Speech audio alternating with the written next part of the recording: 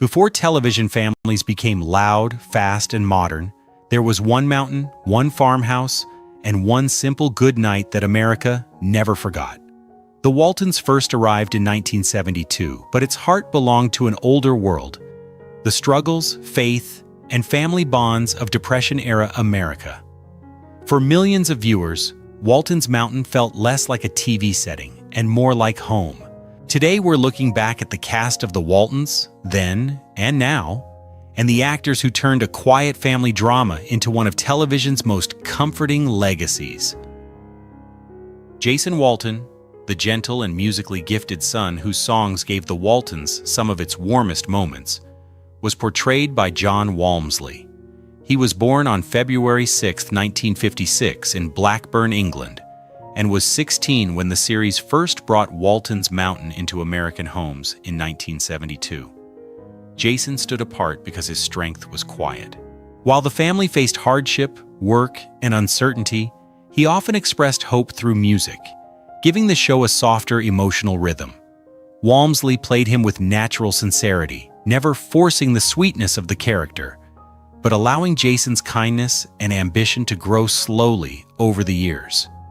His real musical talent made those scenes feel authentic, as if the songs truly belonged to the mountain and the family around him.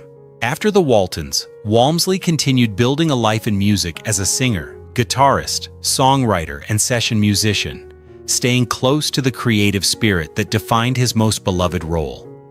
By 2026, he is 70, and Jason Walton remains a gentle reminder that even in hard times, music could make a simple home feel full of light. Erin Walton, the thoughtful daughter whose journey captured the uncertainty of growing up, was portrayed by Mary Beth McDonough.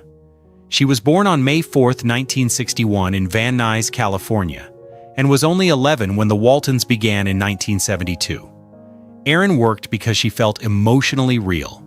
She was not the loudest member of the family, but her struggles with identity, love, confidence, and independence reflected the quiet challenges many young viewers understood. McDonough gave her a softness that never felt weak, showing Erin as a girl learning how to become her own person inside a family where everyone had a place and a responsibility. Viewers watched her grow through heartbreak, dreams, and the small disappointments of young adulthood, which made her story feel honest rather than idealized. After the series, McDonough continued acting and later became known for writing and speaking openly about health, self-image, and the pressure of growing up on television. By 2026, she is 64, and Erin Walton remains one of the show's most tender portraits of youth, a reminder that finding yourself can be just as difficult as finding your way home. Ben Walton, the spirited and ambitious son whose restless energy brought both humor and tension to the Waltons, was portrayed by Eric Scott. He was born on October 17, 1958 in Los Angeles, California, and was 14 when the series began in 1972. Ben worked because he felt like a real middle child, trying to be noticed in a large, hard-working family. He could be stubborn, impulsive, and eager to prove himself, but underneath that fire was a young man searching for purpose and respect. Scott played him with a boyish confidence that slowly matured as Ben grew into adulthood, marriage, and responsibility. His journey reflected the dreams of many Depression-era young men who wanted more than survival, but still had to learn patience, discipline, and sacrifice. After The Waltons, Scott stepped away from constant Hollywood attention and built a quieter life in business, while remaining warmly connected to fans of the series. By 2026, he is 67, and Ben Walton remains a portrait of youthful determination, a reminder that growing up often means learning how to turn pride into strength. Mary Ellen Walton, the strong-willed eldest daughter whose dreams pushed beyond the borders of Walton's Mountain, was portrayed by Judy Norton. She was born on January 29, 1958 in Santa Monica, California, and was 14 when The Waltons premiered in 1972. Mary Ellen worked because she carried fire inside a family built on patience. She was bold, emotional, stubborn, and determined to become more than what others expected of her. Norton played that spirit with conviction, showing a young woman learning how to balance independence with love, ambition with duty, and toughness with vulnerability. Her journey into nursing gave the series one of its most meaningful arcs, reflecting the strength of women who served families and communities during difficult years. After The Waltons, Norton continued acting, directing, writing, and performing, while also staying closely connected to the show's loyal fan base. By 2026, she is 68, and Mary Ellen Walton remains one of the series' most memorable daughters, a reminder that courage often begins as stubbornness before it becomes purpose. Jim Bob Walton, the quiet and mechanically gifted youngest son, whose dreams often reached beyond the mountain, was portrayed by David W. Harper. He was born on October 4, 1961, in Abilene, Texas, and was 11 when the Waltons began in 1972. Jim Bob worked because he carried a soft kind of loneliness inside a very full house. Surrounded by siblings, chores, and family expectations, he often seemed most alive when thinking about engines, airplanes, and the wider world. Waiting somewhere beyond home. Harper played him with a gentle awkwardness that made the character feel deeply believable, especially for viewers who understood what it meant to dream quietly. His love of mechanics and aviation gave the series a youthful sense of possibility during a time shaped by economic struggle and approaching war. After The Waltons, Harper stepped away from the spotlight and chose a private life far from Hollywood's constant attention. By 2026, he is 64, and Jim Bob Walton remains a tender portrait of the dreamer in the family, the boy looking toward the sky while still rooted in the place that raised him. The narrator, the warm and reflective voice that gave the Waltons its soul, belonged to Earl Hamner Jr., the creator whose memories inspired the entire series. He was born on July 10, 1923, in Schuyler, Virginia, and was 49 when the show premiered in 1972. His narration worked because it felt less like explanation and more like memory itself. Each closing reflection carried the sound of someone looking back with gratitude, tenderness, and a little sadness for a world already slipping into the past. Hamner's voice connected the episodes to real American history, transforming family struggles into something intimate and universal. Through him, Walton's Mountain became more than a setting. It became a remembered home, built from childhood, hardship, faith, and love. Beyond the Waltons, Hamner wrote novels and created other television dramas, always returning to themes of family and resilience. He passed away in 2016 at the age of 92. By 2026, his narration remains one of television's most comforting sounds, a reminder that sometimes the voice telling the story becomes as beloved as the characters themselves. John Walton Sr., the steady father whose quiet strength held the family together, was portrayed by Ralph Waite. He was born on June 22, 1928, in White Plains, New York, and was 44 when The Waltons premiered in 1972. John worked because he represented a kind of fatherhood built on labor, restraint, and love that did not always need many words. He carried the burden of feeding a large family through hard times, yet he rarely allowed hardship to turn him bitter. Waite played him with grounded dignity, giving John a moral weight that made the Walton home feel safe, even when money, weather, or grief threatened it. His deep voice and thoughtful stillness captured the spirit of Depression-era fathers who measured love through sacrifice. Off-screen, Waite endured personal loss and later became active in both acting and public life, bringing real emotional depth to his work. He passed away in 2014 at the age of 85. By 2026, John Walton Sr. remains one of television's most beloved fathers, a reminder that strength can be quiet, patient, and deeply human. Ike Godsey, the dependable storekeeper whose general store became one of Walton's Mountain's most familiar gathering places, was portrayed by Joe Conley. He was born on March 3, 1928 in Buffalo, New York, and was 44 when The Waltons first aired in 1972. Ike worked because he represented the heartbeat of a small community. His store was not just a business. It was where neighbors shared news, worries, laughter, and small acts of kindness during difficult years. Conley played him with gentle humor and plain-spoken decency, making Ike feel like someone viewers had known all their lives. He was sometimes awkward, sometimes nervous, but always fundamentally kind, especially as his relationship with Corabeth added both comedy and tenderness to the series. Away from acting, Conley also found success in real estate, keeping a grounded life beyond Hollywood. In his later years, he faced dementia and passed away in 2013 at the age of 85. By 2026, Ike Godsey remains a comforting reminder of small-town America, the man behind the counter who knew everyone's name and cared more than he let on. Olivia Walton, the loving mother whose strength gave the Waltons its emotional center, was portrayed by Michael Learned. She was born on April 9, 1939 in Washington, D.C., and was 33 when the series premiered in 1972. Olivia worked because she embodied tenderness without weakness. She was faithful, disciplined, compassionate, and deeply protective, yet the show allowed her to feel exhaustion, fear, and heartbreak like any real mother.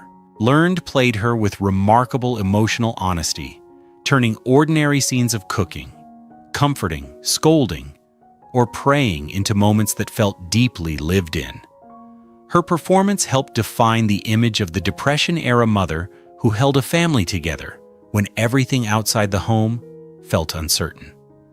The role earned Learned major recognition, including Emmy Awards, and became one of the defining performances of classic family television. Off-screen, she later spoke openly about personal struggles and recovery, adding even more humanity to her legacy.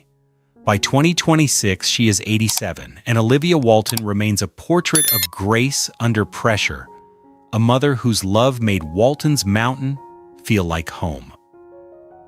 Esther Walton, the sharp-tongued yet deeply loving grandmother of Walton's Mountain, was portrayed by Ellen Corby. She was born on June 3, 1911 in Racine, Wisconsin, and was 61 when The Waltons premiered in 1972. Grandma Walton worked because she carried the authority of age without losing tenderness. She could scold, correct, and command a room, but beneath her firmness was a woman whose love for her family shaped every word. Corby played Esther with a beautiful mix of grit and warmth, making her feel like the kind of grandmother many viewers remembered from their own childhoods. Her presence gave the show a connection to older traditions, harder times, and the moral backbone of family life. In 1976, Corby suffered a serious stroke, but her return to the series became one of its most moving real-life moments, as audiences saw resilience not just performed, but lived. She passed away in 1999 at the age of 87. By 2026, Esther Walton remains unforgettable, a reminder that grandmothers often hold families together with equal parts discipline, humor, and unconditional love. Zebulon Walton, the warm, mischievous grandfather whose laughter brought joy to Walton's Mountain, was portrayed by Will Geer. He was born on March 9, 1902, in Frankfort, Indiana, and was 70 when The Waltons premiered in 1972. Grandpa Zeb worked because he gave the family a sense of history and wonder. He loved the land, teased the children, challenged John, and filled the home with a spirit that was both playful and wise. Geer played him with a booming, natural warmth, making Zeb feel less like a scripted character and more like an old soul who had lived many lives before the cameras arrived. Off-screen, Geer's own life was rich with theater, activism, folk culture, and resilience, including a period of blacklisting during the 1950s. That history gave his performance added depth, as if Zeb's humor came from someone who truly understood hardship and survival. Geer passed away in 1978 at the age of 76, and the show's farewell to Grandpa became one of its most emotional moments. By 2026, Zebulon Walton remains the mountain's joyful elder, a voice of nature, memory, and love that still echoes through the series. Korabeth Godse, the refined, dramatic, and often lonely wife of Ike Godse, was portrayed by Ronnie Claire Edwards. She was born on February 9, 1933 in Oklahoma City, Oklahoma, and was 42 when she joined the Waltons. Korabeth worked because she brought a different kind of emotional texture to the mountain. She could be proud, fussy, judgmental, and socially ambitious, but beneath the manners and sharp opinions was a woman deeply afraid of being overlooked. Edwards played her with theatrical precision and unexpected vulnerability, turning Korabeth into much more than comic relief.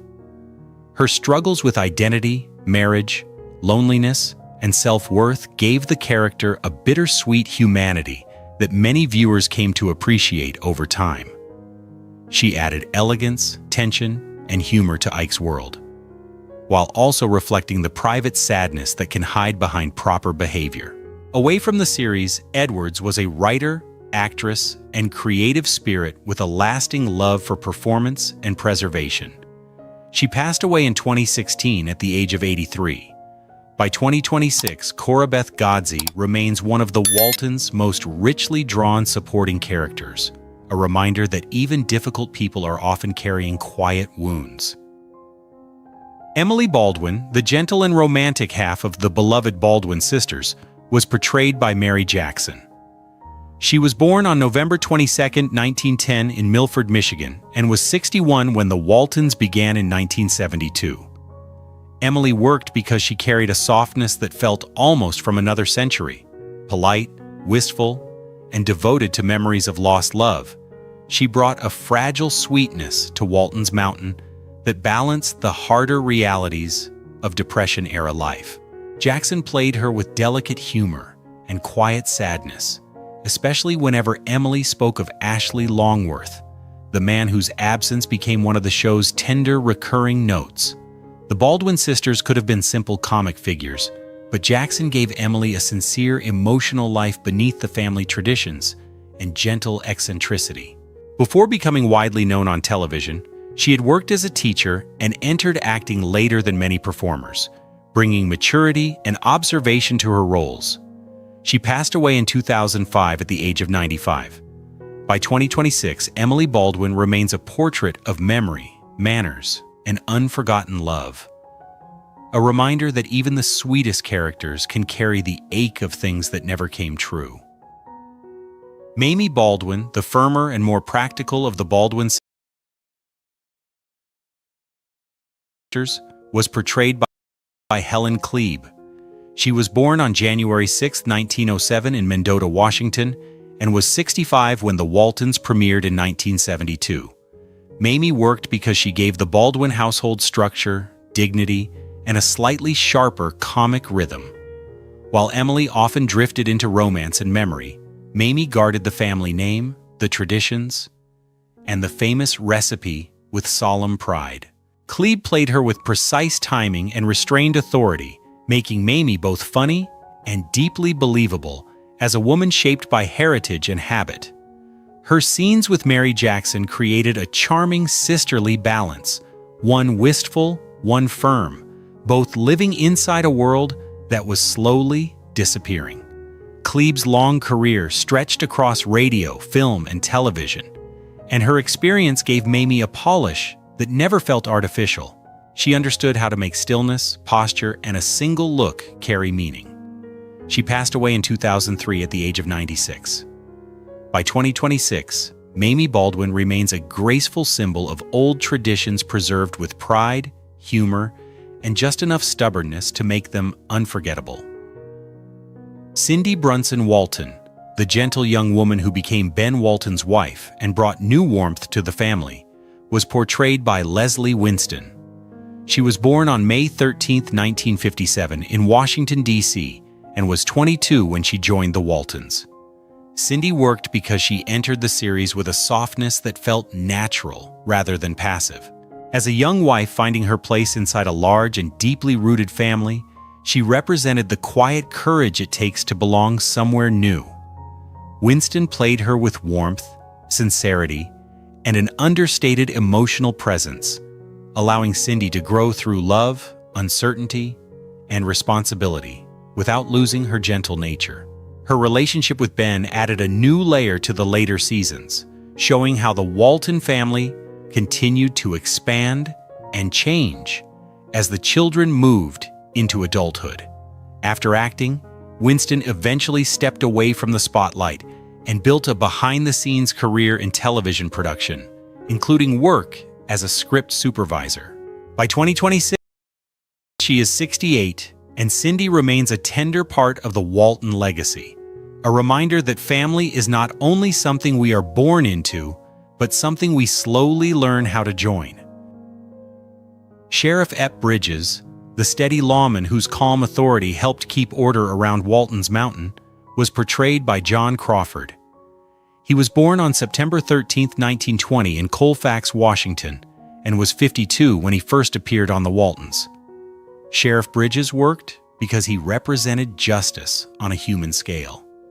He was not the hard, distant figure of a crime drama. He was the kind of rural officer who knew the people, understood the land, and approached trouble with patience before punishment. Crawford played him with a grounded presence that made the character feel trustworthy, practical, and deeply connected to the community. His scenes often reminded viewers that small towns depended on relationships as much as rules. Crawford had a long career as a character actor, appearing in hundreds of film and television roles across westerns, dramas, and science fiction. His familiar face became part of classic television's landscape. He passed away in 2010 at the age of 90.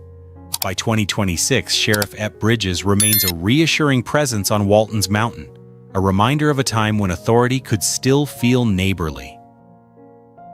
Rose Burton, the warm and practical caregiver who helped fill the Walton home with comfort in the later years, was portrayed by Peggy Rhea.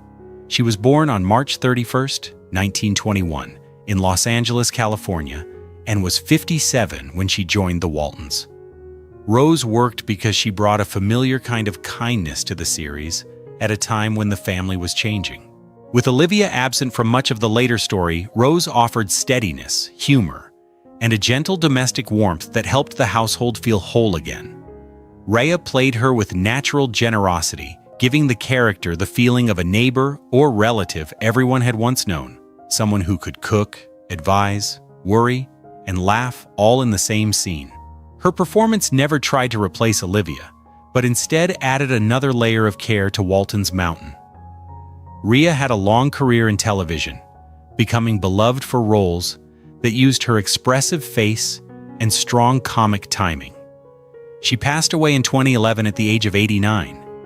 By 2026, Rose Burton remains a comforting later addition to the show, a reminder that families survive change because new hands arrive to help carry the weight. Dr. Curtis Willard, the dedicated young physician whose relationship with Mary Ellen became one of the Waltons' most emotional stories, was portrayed by Tom Bauer. He was born on January 3, 1938 in Denver, Colorado, and was 37 when he joined the series. Curtis worked because he represented service, responsibility, and the quiet loneliness of caring for others during difficult times. As a doctor in a rural world, he carried the burden of being needed, often standing between fear and hope for the families around him. Bauer played him with sincerity and restraint, making Curtis feel thoughtful rather than overly heroic. His marriage to Mary Ellen brought tenderness, conflict, and heartbreak to the series, giving viewers one of its more mature emotional arcs. Beyond the Waltons, Bauer built a long career across stage, film, and television, known for natural, grounded performances that made even small roles feel lived in. He passed away in 2024 at the age of 86. By 2026, Dr. Curtis Willard remains a meaningful figure in the Walton story, a reminder that love and loss often arrive together, especially in lives devoted to helping others. Mrs. Flossie Brimmer, the kind boarding house owner whose warmth made her a beloved part of Walton's Mountain, was portrayed by Nora Marlowe. She was born on September 5, 1915 in Worcester, Massachusetts, and was 58 when she first played the role. Flossie worked because she represented everyday goodness in a world where small acts mattered. Her boarding house was more than a place to stay. It was a quiet refuge where people could find food, conversation, and a little human comfort. Marlowe played her with gentle humor and maternal warmth, making Flossie feel like someone who understood hardship without letting it harden her. That quality fit beautifully into The Waltons, a series built on the belief that community could help people survive what they could not face alone. Marlowe came to acting later in life and built a steady television career through patience and character work, often bringing kindness and emotional depth to supporting roles. She passed away unexpectedly in 1977 at the age of 62. By 2026, Mrs. Brimmer remains one of the show's softest supporting presences, a reminder that home can sometimes be found in the kindness of a neighbor. Yancey Tucker, the scruffy and eccentric mountain man whose tall tales brought mischief to the Waltons, was portrayed by Robert Donner. He was born on April 27, 1931 in New York City, and was 41 when he first appeared on the series. Yancey worked because he carried the flavor of old rural folklore into Walton's Mountain. He was unpredictable, funny, and sometimes foolish, but never without heart. Donner played him with a natural comic looseness, making Yancey feel like the kind of character who might wander into town with a strange story, a bad idea, and a laugh that somehow made everything better. His presence added texture to the community, reminding viewers that small towns were filled not only with family and duty, but with colorful outsiders who became part of local memory. Donner worked in more than 100 film and television projects, often appearing in westerns, dramas, and comedies, where his rough-edged charm stood out. He passed away in 2006 at the age of 75. By 2026, Yancey Tucker remains a lovable piece of Walton's Mountain folklore, a reminder that every community needs a dreamer, a trickster, and a storyteller. Jeffrey Burton, Rose's energetic grandson who brought fresh childhood energy to the later seasons of The Waltons, was portrayed by Keith Coogan. He was born on January 13, 1970, in Palm Springs, California, and was 9 when he joined the series. Jeffrey worked because he arrived at a time when the original Walton children were growing older, giving the show a renewed sense of youth and mischief. Through him, viewers could once again see the mountain through a child's eyes, curious, restless, sometimes difficult, but full of feeling. Coogan played him with natural energy, helping the later episodes preserve the family atmosphere that had always been the heart of the series. Coming from a famous Hollywood lineage as the grandson of Jackie Coogan, he carried a connection to entertainment history even as a child. After The Waltons, Coogan continued acting and became known for roles in films such as Adventures in Babysitting and Toy Soldiers, later working as a performer and acting coach. By 2026, he is 56, and Jeffrey Burton remains a reminder that The Waltons was always about generations, the children growing up, and new voices arriving to keep the home alive.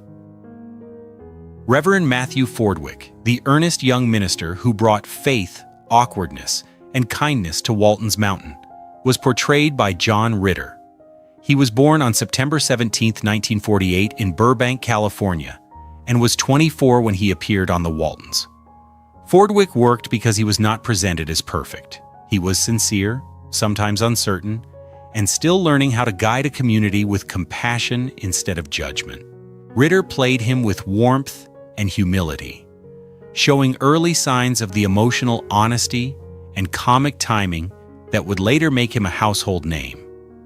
His presence added a gentle spiritual layer to the series, reflecting the importance of faith in small communities without making the character feel distant or severe. After The Waltons, Ritter became one of television's most beloved stars through Three's Company and later work, earning admiration for both comedy and heartfelt drama. His sudden death in 2003 at the age of 54 shocked fans around the world. By 2026, Reverend Fordwick remains a touching early chapter in Ritter's career, a reminder that before the broad comedy, there was already a deeply human performer finding his voice. Verdie Grant Foster, the proud and dignified woman whose stories brought important depth to the Waltons, was portrayed by Lynn Hamilton. She was born on April 25, 1930, in Yazoo City, Mississippi, and was 43 when she first appeared on the series. Verdie worked because she expanded Walton's Mountain beyond one family's experience, offering a more honest look at race, memory, and resilience in rural Virginia. Hamilton played her with quiet strength, never reducing Verdie to a lesson or symbol, but giving her the fullness of a woman shaped by hardship, intelligence, and deep self-respect. Her episodes often carried emotional weight because they asked viewers to consider histories that family dramas sometimes avoided. Hamilton's performance brought grace to those moments, balancing pain with dignity and warmth. Beyond the Waltons, she became well known for her work on Sanford and Son and appeared across television, film, and stage for decades.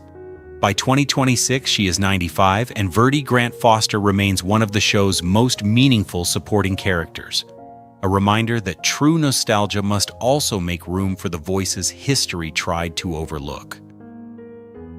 Elizabeth Walton, the bright-eyed youngest child, whose innocence gave the Waltons some of its purest emotional moments, was portrayed by Cammie Cotler. She was born on June 17, 1965 in Long Beach, California, and was only 7 when the series first aired in 1972. Elizabeth worked because she represented childhood inside a world shaped by adult worries. Through her curiosity, wonder, and occasional mischief, viewers saw Walton's Mountain not only as a place of hardship, but as a place where imagination could still survive. Cotler gave the character a natural sweetness that never felt overly polished, allowing Elizabeth to grow on screen in a way that felt honest and unforced.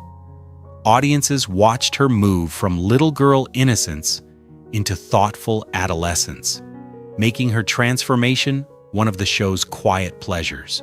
After the Waltons, Cotler stepped away from acting and built a meaningful career in education, becoming a teacher and school administrator.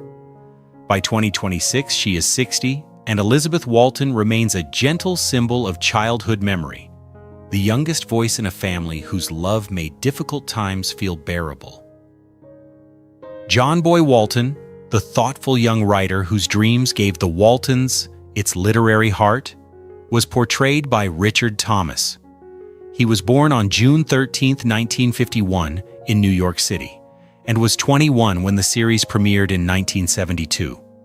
John Boy worked because he was both part of Walton's Mountain and restless to leave it. Through his journal, his questions, and his hunger to become a writer, he gave voice to anyone who has ever loved home, while still longing for a wider world. Thomas played him with emotional clarity, making John Boy sincere, without becoming sentimental, and ambitious, without seeming ungrateful. His performance reflected the spirit of Earl Hamner Jr.'s own youth, turning personal memory into universal television. The role earned Thomas an Emmy and made him one of the defining young actors of 1970s family drama.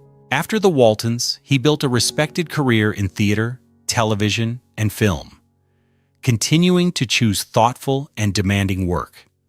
By 2026, he is 74, and John Boy Walton remains the dreamer at the center of the mountain, a reminder that stories often begin in small rooms with big hopes and a pencil in hand. And that's our look back at the Waltons, then and now, a family story that never needed spectacle to become unforgettable. Some of these actors are still with us, some have sadly passed on, but each one helped shape the warmth, wisdom, and quiet strength of Walton's Mountain. Decades later, that final good night still carries the feeling of home. Which cast member's story moved you the most? Share your thoughts in the comments, and if you enjoyed this journey through classic television, don't forget to like, subscribe, and join us again on Hollywood 1960s. The Outlaw Josey Wales wasn't just a Western about revenge. It was a story about grief, survival, and the broken people left behind after war. Released in 1976, the film gave Clint Eastwood one of his most haunting roles and filled the frontier with unforgettable faces: outlaws, elders, drifters, bounty hunters, and quiet survivors. Nearly 5 decades later, their stories reveal triumphs, tragic losses, long careers, and lives shaped far beyond the dust of the screen. Today, we're looking back at the cast of The Outlaw Josey Wales, then and now. Captain Fletcher, the stern and conflicted figure who helps frame the moral tension of the outlaw Josey Wales, was portrayed by John Vernon. He was born on February 24, 1932, in Zaner, Saskatchewan, Canada, and was 44 when the film was released in 1976. Fletcher matters because he stands between duty and guilt, a man shaped by war and compromise, while Josey Wales becomes the living reminder of what violence has destroyed. Vernon played him with a deep voice, hard stare, and controlled authority, giving the role more weight than a simple pursuer. Beyond this film, he became one of Hollywood's great authority figures, remembered for Animal House, Dirty Harry, and later voice work in Batman, the animated series. Vernon passed away in 2005 at 72 from complications after heart surgery. Fletcher remains part of the film's uneasy soul, stern, watchful, and haunted by the cost of survival. Josey Wales, the grieving farmer turned outlaw whose pain drives the outlaw Josey Wales, was portrayed by Clint Eastwood. He was born on May 31, 1930, in San Francisco, California, and was 46 when the film was released in 1976. Josey works because he is not a clean hero. He is a man broken by war, revenge, and the murder of his family, yet still capable of loyalty and reluctant tenderness. Eastwood played him with silence, hard eyes, and controlled anger, making every pause feel heavy. Beyond starring, Eastwood also directed the film, strengthening his reputation as one of Hollywood's defining Western storytellers. He later became an Oscar-winning director with Unforgiven and Million Dollar Baby. In 2026, Eastwood is 95, and Josey Wales remains one of his most enduring creations, wounded, dangerous, and still searching for peace. Captain Terrell, the ruthless Union officer whose pursuit turns violence into obsession, was portrayed by Bill McKinney. He was born on September 12, 1931, in Chattanooga, Tennessee, and was 44 when The Outlaw Josey Wales reached theaters. Terrell works because he gives the film a cold human threat, not chaos, but organized cruelty wearing a uniform. McKinney played him with hard intensity, making Terrell feel like a man who no longer knows where justice ends and vengeance begins. The role fit McKinney's gift for unsettling villains, already seen in Deliverance, where his performance left a lasting mark on American cinema. He later appeared in several Eastwood films, including The Gauntlet and Any Which Way You Can. McKinney passed away in 2011 at the age of 80 from cancer. Terrell remains one of the film's harshest shadows, the kind of enemy shaped by war until only brutality is left. Lone Waddy, the wise and quietly humorous Cherokee elder who becomes one of Josey's most memorable companions, was portrayed by Chief Dan George. He was born on July 24, 1899, in British Columbia, Canada, and was 76 when the film was released. Lone Waddy works because he brings dignity, sadness, and dry wit into a story filled with violence. He speaks like a man who has survived betrayal, displacement, and loss, yet still finds room for humor. Chief Dan George played him with stillness and spiritual weight, giving the film one of its gentlest voices. Before this, he had earned major acclaim and an Academy Award nomination for Little Big Man, becoming one of the most important Indigenous performers of his era. He was also a poet and advocate for Native rights. He passed away in 1981 at 82. Lone Waddy remains unforgettable, not loud, not heroic in the usual way, but full of grace, memory, and truth. Little Moonlight, the young Navajo woman whose quiet presence adds tenderness and survival to the outlaw Josey Wales, was portrayed by Geraldine Keams. She was born on August 19, 1951 in Arizona and was 24 when the film was released in 1976. Little Moonlight works because she reflects the lives caught between violence, displacement, and the need to keep moving forward. Keams played her with softness and restraint, letting the character's strength come from endurance rather than speeches. Her work carried importance beyond the role, helping bring Native women's presence into Western stories that too often ignored or simplified them. After the film, Keams continued acting in projects such as The Car, Northern Exposure, and later television roles, while also working as a storyteller and cultural educator. In 2026, she is 74, and Little Moonlight remains one of the film's quieter emotional threads, a reminder that survival can be gentle and still powerful. Jamie, the young companion whose innocence makes the violence around him feel even more painful, was portrayed by Sam Bottoms. He was born on October 17, 1955, in Santa Barbara, California, and was only 20 when The Outlaw Josey Wales was released. Jamie works because he brings youth into a world already poisoned by war. He is hopeful, loyal, and fragile, which makes his fate hit harder than many of the film's louder moments. Bottoms played him with sincerity, giving the character a soft, tragic glow. After the film, he became part of another legendary American epic with Apocalypse Now, but his career never fully settled into the stardom his early promise suggested. He continued acting in film and television, while facing personal and health struggles over the years. Bottoms passed away in 2008 at the age of 53 from brain cancer. Jamie remains one of the film's saddest figures, a young life briefly lit by loyalty before the frontier takes its toll. Travis Cobb, one of the rugged frontier figures who adds texture to Josey Wales' dangerous world, was portrayed by Sheb Wooley. He was born on April 10, 1921, in Erick, Oklahoma, and was 55 when the film was released.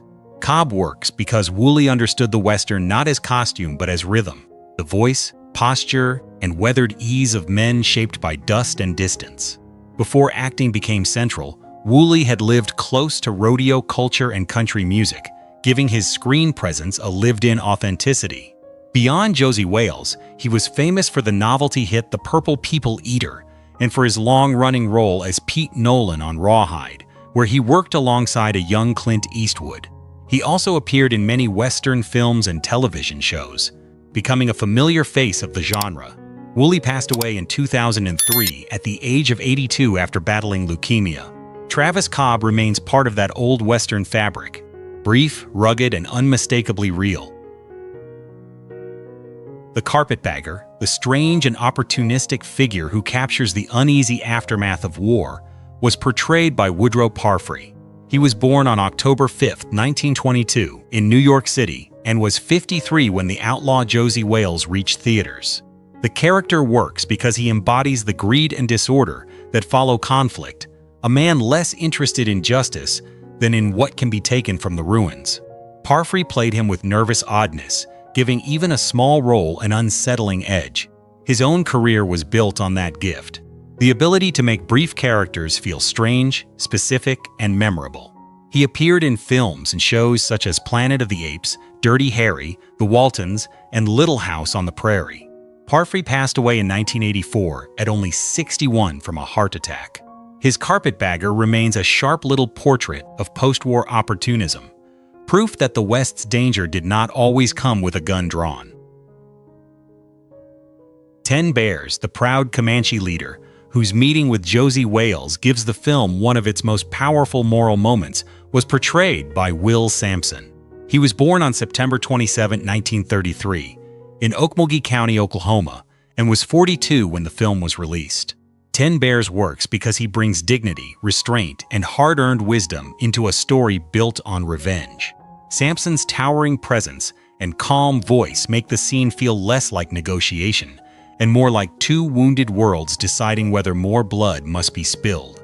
Before Josey Wales, Sampson had made a major impact as Chief Bromden in One Flew Over the Cuckoo's Nest, becoming one of the most recognizable Native actors of the 1970s. He was also a rodeo performer and visual artist. Sampson died in 1987 at only 53 after complications following a heart-lung transplant. 10 Bears remains one of the film's great presences, solemn, watchful, and carrying the weight of history without needing many words. Rose, a woman whose brief presence adds a touch of warmth and world-weariness to the outlaw Josie Wales, was portrayed by Joyce Jameson. She was born on September 26, 1932, in Chicago, Illinois, and was 43 when the film was released. Rose works because Jameson could make even a small character feel like someone with a past. She brought humor, softness, and a hint of sadness, creating a presence that fit the film's rough, emotional landscape. Jameson had a long career in film and television, often cast as glamorous or comic women, with appearances in The Andy Griffith Show, The Twilight Zone, The Apartment, and many other productions. Yet her real talent often ran deeper than the roles Hollywood gave her. Behind the scenes, she struggled with depression and personal pain. Jameson died by suicide in 1987 at the age of 54. Rose remains a small but poignant part of the film, a reminder that even fleeting characters can carry the shadow of a much larger life. Grandma Sarah, the spirited older woman who brings humor and stubborn life into Josie's drifting group, was portrayed by Paula Truman. She was born on April 25, 1897 in New York City and was 79 when the outlaw Josie Wales was released. Sarah works because she gives the film a different kind of frontier strength. She is elderly, sharp, funny, and not easily frightened, proving that survival in the West belongs to more than gunfighters. Truman played her with warmth and comic bite, making Sarah feel both fragile and indestructible. Her career stretched across stage, film, and television, with later roles in Dirty Dancing, Moonstruck, and many character parts that used her distinctive presence beautifully. She continued acting into advanced age, bringing personality to every small role. Truman passed away in 1994 at the age of 96. Grandma Sarah remains one of the film's most charming surprises. A small woman with a strong will, still standing after history has tried to wear her down. Kelly, one of the rough-edged men moving through Josie Wales' dangerous frontier, was portrayed by Matt Clark. He was born on November 25, 1936 in Washington, D.C., and was 39 when the film was released. Kelly works because Clark had the kind of face westerns trust instantly, lean, worn, and believable, without needing much explanation.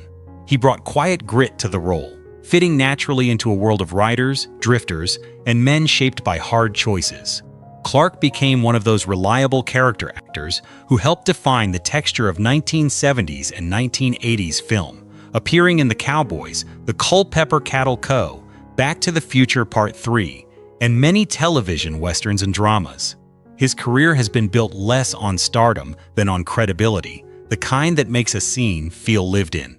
In 2026, he is 89, and Kelly remains a small piece of a much larger working actor legacy, the sort of role that reminds us westerns depend on faces as much as legends. 10 Spot, one of the weathered figures who gives the outlaw Josie Wales its rough frontier atmosphere, was portrayed by Royal Dano. He was born on November 16, 1922, in New York City, and was 53 when the film was released. 10 Spot works because Dano looked and sounded as if he belonged to an older, harsher America. His long face, deep voice, and haunted stillness made small roles feel carved from history. Dano had already become a familiar presence in westerns, dramas, and character parts, with credits ranging from Moby Dick and The Right Stuff to many television appearances. He was also known for voicing Abraham Lincoln in Disney attractions, a fitting use of his solemn and unforgettable voice. Dano passed away in 1994 at the age of 71 after complications following a car accident.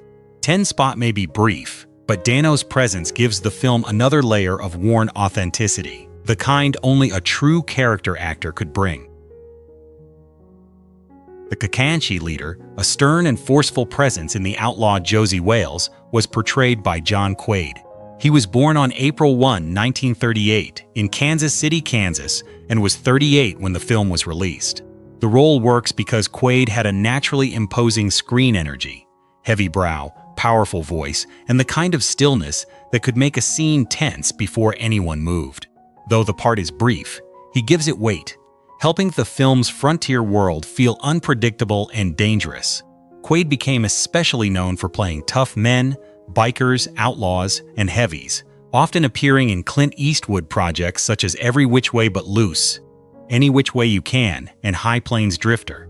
Off-screen, he was remembered by many as thoughtful and deeply individualistic, very different from the rough characters he often played. He passed away in 2009 at the age of 71. His Comanche leader remains one of those short Western appearances that lands, because the actor's presence does half the storytelling. Sim Carstairs, the odd and memorable frontier character whose eccentricity adds flavor to the outlaw Josie Wales, was portrayed by William O'Connell. He was born on August 20, 1933, in Los Angeles, California, and was 42 when the film was released. Sim works because O'Connell knew how to make strangeness feel human. With his wiry presence and offbeat delivery, he could enter a scene briefly and still leave a clear impression. That gift made him a valuable character actor in westerns and comedies, especially in Clint Eastwood's world. He appeared in High Plains Drifter, Every Which Way But Loose, Any Which Way You Can, and many television roles where his unusual timing stood out. O'Connell's career was never about glamour. It was about precision, personality, and making small parts memorable. He passed away in 2024 at the age of 90. Sim Carstairs remains a small but distinct piece of Josie Wales's journey, a reminder that eccentric faces help make a Western world feel alive. Abe, one of the character faces who adds texture to the outlaw Josie Wales, was portrayed by Len Lesser. He was born on December 3, 1922, in New York City, and was 53 when the film was released. Abe works because Lesser carried the easy authority of a performer who had spent decades making small roles count. He could be funny, stern, weary, or warm with only a few lines, and that made him valuable in westerns, sitcoms, and dramas alike. Long after Josie Wales, Lesser became beloved to a new generation as Uncle Leo on Seinfeld, turning "Hello, Jerry" into one of television comedy's most recognizable greetings. His career also included appearances in Kelly's Heroes, The Outlaw Josie Wales, Everybody Loves Raymond, and countless guest roles. Lesser passed away in 2011 at the age of 88 from cancer-related pneumonia. Abe may be a modest role, but Lesser's larger career shows the power of persistence, a working actor who found late-life fame by never leaving the stage. The shopkeeper, a small but memorable presence in The Outlaw Josie Wales, was portrayed by Buck Kartalian. He was born on August 13, 1922, in Detroit, Michigan, and was 53 when the film was released. The role works because Kartalian brought rough warmth and physical authenticity to even the briefest appearances. Before acting, he had been a professional wrestler, and that background gave him a strong, grounded screen presence. He was never the polished leading man type. He was the kind of performer who made frontier stores, back rooms, and side characters feel real. Beyond Josie Wales, Kartalian appeared in major films such as Planet of the Apes, Cool Hand Luke, and The Rock, building a long career as a character actor with a memorable face and unmistakable energy. He passed away in 2016 at the age of 93. His shopkeeper remains one of those small Western details that helps complete the world around the hero, ordinary, rugged, and believable. Lige, one of the rough frontier companions who helps fill the world around Josie Wales, was portrayed by Doug McGrath. He was born on April 13, 1935, in Vancouver, Canada, and was 41 when the film was released. Lige works because McGrath had a grounded, plain-spoken quality that suited the film's dusty realism. He did not need to dominate a scene to feel like he belonged there. His presence suggested a man shaped by labor, travel, and the hard edges of frontier life. McGrath built a long career in film and television, often playing working men, comic figures, and Western characters with natural ease. His credits include Pale Rider, The Great Mouse Detective, Twilight Zone, the movie, and many Canadian and American productions. In 2026, he is 91, and Lige remains one of the film's steady supporting pieces, a small role carried by an actor who understood how to make ordinary men feel honest. Al, one of the supporting frontier figures in the outlaw Josie Wales, was portrayed by John Mitchum. He was born on September 6, 1919, in Bridgeport, Connecticut, and was 56 when the film was released. Al works because Mitchum brought a gentle, weathered reliability to the screen. As the younger brother of Robert Mitchum, he carried a famous Hollywood name, but his own career was built through steady work rather than stardom. He appeared in several Clint Eastwood films, including the Dirty Harry series and High Plains Drifter, often bringing warmth or quiet toughness to supporting roles. Outside acting, Mitchum was also a musician, poet, and songwriter with a creative life that reached beyond film sets. His presence in Josie Wales feels modest but authentic, the kind of face that helps populate a Western with lived-in humanity. Mitchum passed away in 2001 at the age of 82. Al remains a small part of the film, but John Mitchum's broader legacy belongs to the dependable performers who made classic Hollywood feel deeply inhabited. Bloody Bill Anderson, the violent guerrilla figure whose presence connects Josie Wales to the chaos of war, was portrayed by John Russell. He was born on January 3, 1921, in Los Angeles, California, and was 55 when the film was released. The role works because Russell had the height, voice, and severity to make danger feel immediate. He played Anderson with a cold authority, suggesting a man shaped by violence long before the audience meets him. Russell had already built a long career in Westerns, most famously as Marshal Dan Troop in Lawman, where his stern screen presence made him a television favorite. He also appeared in films such as Pale Rider and many classic TV series. Though often cast as hard men, Russell's work carried discipline and polish, the mark of an actor who understood genre storytelling. He passed away in 1991 at the age of 70 from emphysema. Bloody Bill Anderson remains a chilling frontier figure, brief, hard, and inseparable from the film's memory of war. Yoke, a rough and intimidating figure in the outlaw Josie Wales, was portrayed by Bruce M. Fisher. He was born on March 20, 1936, in Greensboro, North Carolina, and was 40 when the film was released. Yoke works because Fisher had the physical presence of someone who could make danger feel practical rather than theatrical. Broad, intense, and weathered, he fit naturally into a Western world where men often seemed shaped by violence and hard survival. Fisher's career included many tough roles across film and television, with appearances in Escape from Alcatraz, The Outlaw Josie Wales, and numerous crime and action projects. He was often cast as criminals, guards, or men with rough edges, yet those who knew him remembered a gentler person behind the screen image. Fisher passed away in 2018 at the age of 82. Yoke remains one of the film's hard-edged supporting presences, a reminder that Westerns need not only heroes, but rough faces that make the world feel dangerous. Zook Limmer, one of the eccentric frontier figures who gives the outlaw Josie Wales its rough human texture, was portrayed by Charles Tyner. He was born on June 8, 1925, in Danville, Virginia, and was 50 when the film was released. Zook works because Tyner had a wonderfully sharp and unpredictable screen presence. His features, voice, and timing made him ideal for characters who seemed strange, desperate, comic, or dangerous, sometimes all at once. He had already made a strong impression in Cool Hand Luke, and later appeared in Harold and Maude, The Longest Yard, Planes, Trains, and Automobiles, and many television roles. Tyner's career was a tribute to character acting, rarely glamorous, always specific, and often unforgettable in small doses. He passed away in 2017 at the age of 92. Zook Limmer may not be central to Josie's journey, but Tyner's performance adds another jag piece to the film's frontier mosaic.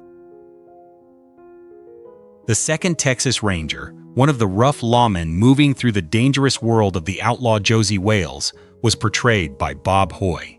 He was born on April 3, 1927, in New York, and was 49 when the film was released. The role works because Hoye brought real Western physicality to the screen. He was not only an actor, but a legendary stuntman whose career was built on falls, fights, horsework, and the dangerous craft behind action cinema. His presence in a Western carried the credibility of someone who understood movement, impact, and risk from the inside. Beyond Josie Wales, Hoy worked on countless films and television shows, including The Wild Wild West, The High Chaparral, and many classic action productions. He later became respected as both a performer and stunt coordinator. Hoy passed away in 2010 at the age of 82. His Ranger role is brief, but his larger legacy belongs to the stunt artists who gave Westerns their physical truth.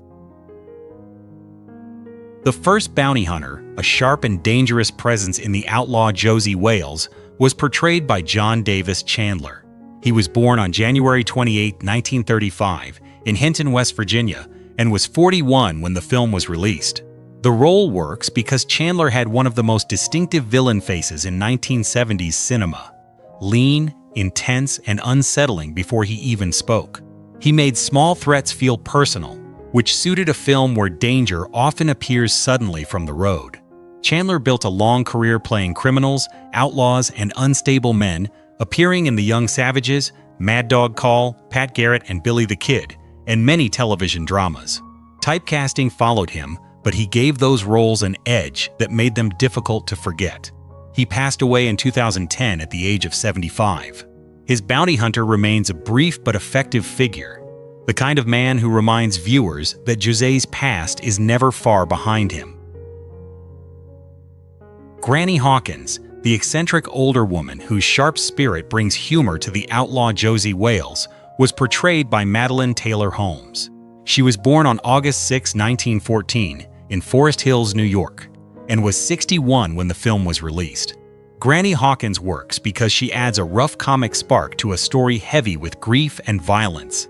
Holmes played her with lively timing and a wonderfully earthy presence, making the character feel like someone who had survived enough of life to stop caring what anyone thought. Her work in the film reflects the value of older character actresses who could steal moments with voice, posture, and attitude. Holmes also appeared in The Beguiled, The Andromeda Strain, The Shootist, and other films and television projects, often bringing memorable texture to small roles. She passed away in 1987 at the age of 73. Granny Hawkins remains one of the film's colorful side figures, proof that the frontier was not only built by gunmen, but by sharp-tongued survivors. Bill Miner, the young Confederate soldier whose brief appearance reflects the innocence swallowed by war, was portrayed by Stephen Douglas Butler. He was born in the mid-1950s and was about 21 when the outlaw Josie Wales was released in 1976. Bill works because even a small role can suggest the cost of conflict on young men pulled into violence before they fully understand it. Butler gives the part a quiet earnestness, fitting into the film's early atmosphere of grief, loyalty, and ruin. Unlike many cast members, Butler did not become widely known in Hollywood after the film. His career remained modest, connected more to smaller acting work, regional theater, and later community or teaching efforts than mainstream stardom. That makes his appearance in Josie Wales feel like a brief photograph from a larger, quieter life. In 2026, he is around 71, and Bill Miner remains a small but poignant piece of the film's opening world, a young face caught in the long shadow of the Civil War. Laura Lee, the gentle young woman who gives Josie Wales a fragile glimpse of peace, was portrayed by Sandra Locke. She was born on May 28, 1944, in Shelbyville, Tennessee, and was 32 when the outlaw Josie Wales reached theaters in 1976. Laura works because she softens the film without weakening it. In a story driven by grief, revenge, and frontier violence, she represents the possibility of tenderness after loss. Locke played her with quiet vulnerability, making Laura feel hopeful but never naive. After the film, Locke appeared with Clint Eastwood in several major projects, including The Gauntlet, Every Which Way But Loose, Bronco Billy, and Sudden Impact. Her long relationship with Eastwood ended in painful legal battles, and she later faced breast and bone cancer. Locke passed away in 2018 at 74 from cardiac arrest related to cancer. Laura remains one of the film's softest lights, a reminder that even wounded men can still be reached by kindness. And that's our look back at the outlaw Josie Wales, Then and Now. A Western shaped by grief, grit, and faces that felt carved from real frontier dust. Some of these actors became Hollywood legends. Some built quiet lives as unforgettable character performers, and many have sadly left us. But every stare, every silence, and every hard mile Josie rides still carries their legacy. Which cast member's story stayed with you most? Share your thoughts in the comments, and don't forget to like, subscribe, and join us again on Hollywood 1960s. In 1987, Star Trek: The Next Generation took a legendary universe and dared to move it forward, with a new Enterprise, a new captain, and a crew built for a more thoughtful kind of future. But behind the polished bridge and Starfleet ideals were career risks, shocking exits, painful losses, surprising comebacks, and actors whose lives changed forever after stepping aboard. Today, we're looking back at the cast of Star Trek: The Next Generation, Then and Now, and the real stories behind one of science fiction's most important journeys. Captain Jean-Luc Picard, the calm and principled commander who gave Star Trek: The Next Generation its moral center, was portrayed by Patrick Stewart. He was born on July 13, 1940, in Mirfield, England, and was 47 when the series premiered in 1987. Picard works because he leads with discipline, intelligence, and conscience rather than ego. He is a captain who listens before acting, questions power, and treats exploration as a responsibility, not just an adventure. Stewart brought classical weight to the role, using stillness, voice, and restraint to make every command feel considered. His background with the Royal Shakespeare Company helped turn Picard into a leader of language as much as action. After the series, Stewart carried the character into Star Trek films and later Star Trek: Picard, while also becoming globally known as Professor Charles Xavier in the X-Men franchise. In 2026, Stewart is 85, and Picard still stands as one of science fiction's most respected captains. Wise, human, and unforgettable. Commander William T. Riker, the confident first officer known as Picard's trusted number one, was portrayed by Jonathan Frakes. He was born on August 19, 1952, in Bellefonte, Pennsylvania, and was 35 when Star Trek: The Next Generation began in 1987. Riker works because he brings warmth, instinct, and physical energy to the Enterprise. He can lead an away mission, challenge Picard when needed, and still carry the relaxed charm of a man who loves the adventure of space. Frakes played him with ambition balanced by loyalty, making Riker feel capable of command without seeming impatient for it. His relationship with Deanna Troi added emotional history, while his bond with Picard became one of the show's strongest leadership dynamics. After the series, Frakes became one of Star Trek's most important directors, helming First Contact, Insurrection, and many episodes across modern Trek. In 2026, he is 73, and Riker remains more than a beloved first officer. He became one of the creative forces behind the franchise itself. Lieutenant Commander Geordi LaForge, the brilliant engineer whose vision extended far beyond ordinary sight, was portrayed by LeVar Burton. He was born on February 16, 1957, in Landstuhl, West Germany, and was 30 when Star Trek: The Next Generation premiered in 1987. Geordi works because he brings warmth and technical wonder into the heart of the Enterprise. Blind from birth, he uses his visor to perceive the universe in ways others cannot, turning what could have been written as limitation into one of the show's most imaginative strengths. Burton played him with intelligence, kindness, and quiet enthusiasm, making Geordi feel like the friend every crew would want in engineering when the warp core was failing. His bond with Data became one of the series' most beloved friendships, built on curiosity, loyalty, and mutual respect. Before Star Trek, Burton had already made history in Roots, and he later became a cultural icon through Reading Rainbow, inspiring generations of young readers. In 2026, he is 69, and Geordi remains a symbol of optimism, ingenuity, and the belief that the future belongs to those who see differently. Lieutenant Commander Data, the android officer whose search for humanity became one of Star Trek's most emotional journeys, was portrayed by Brent Spiner. He was born on February 2, 1949 in Houston, Texas, and was 38 when The Next Generation began in 1987. Data works because he turns logic into longing. He is faster, stronger, and more intelligent than the humans around him.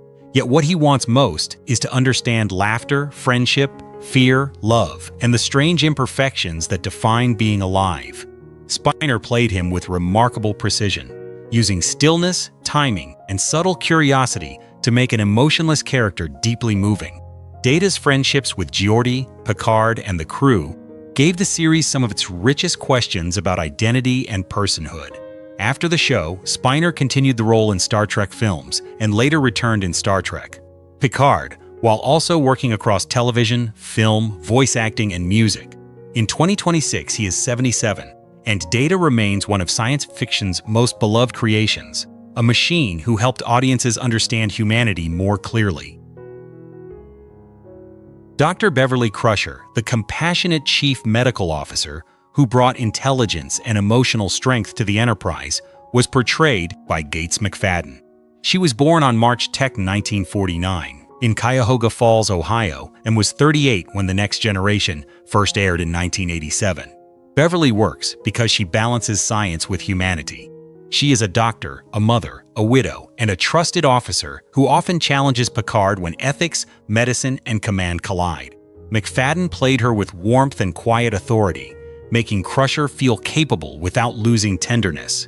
Her bond with Wesley gave the show a family thread, while her unresolved emotional history with Picard added one of the series' most subtle tensions.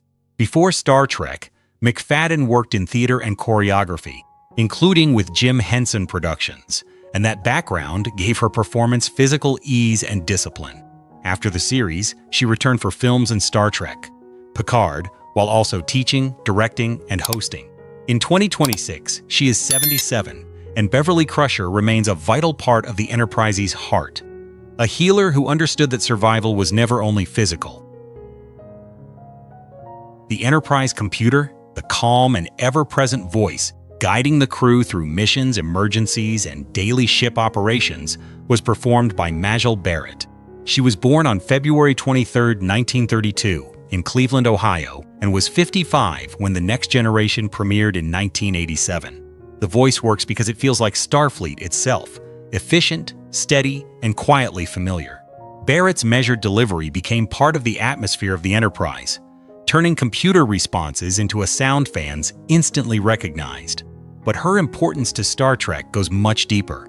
She had been there from the beginning, appearing in the original pilot, playing Nurse Christine Chapel in the original series, and later bringing flamboyant comic energy to Lwaxana Troi.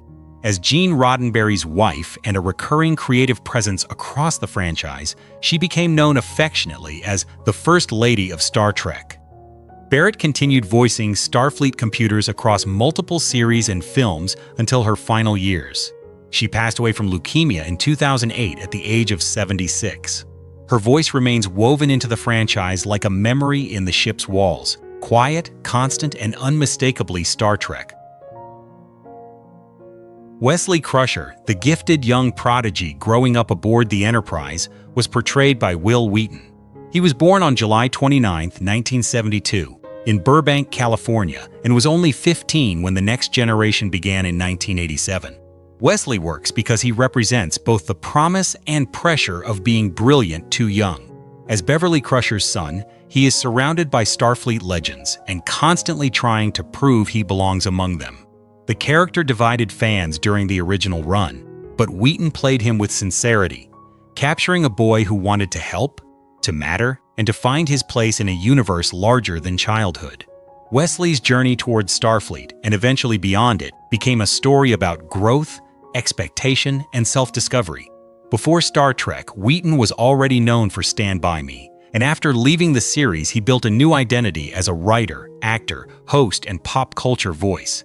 He has also spoken openly about personal struggles and healing, adding depth to how fans view his journey. In 2026, he is 53, and Wesley feels less like a controversy now than a portrait of young potential under impossible pressure.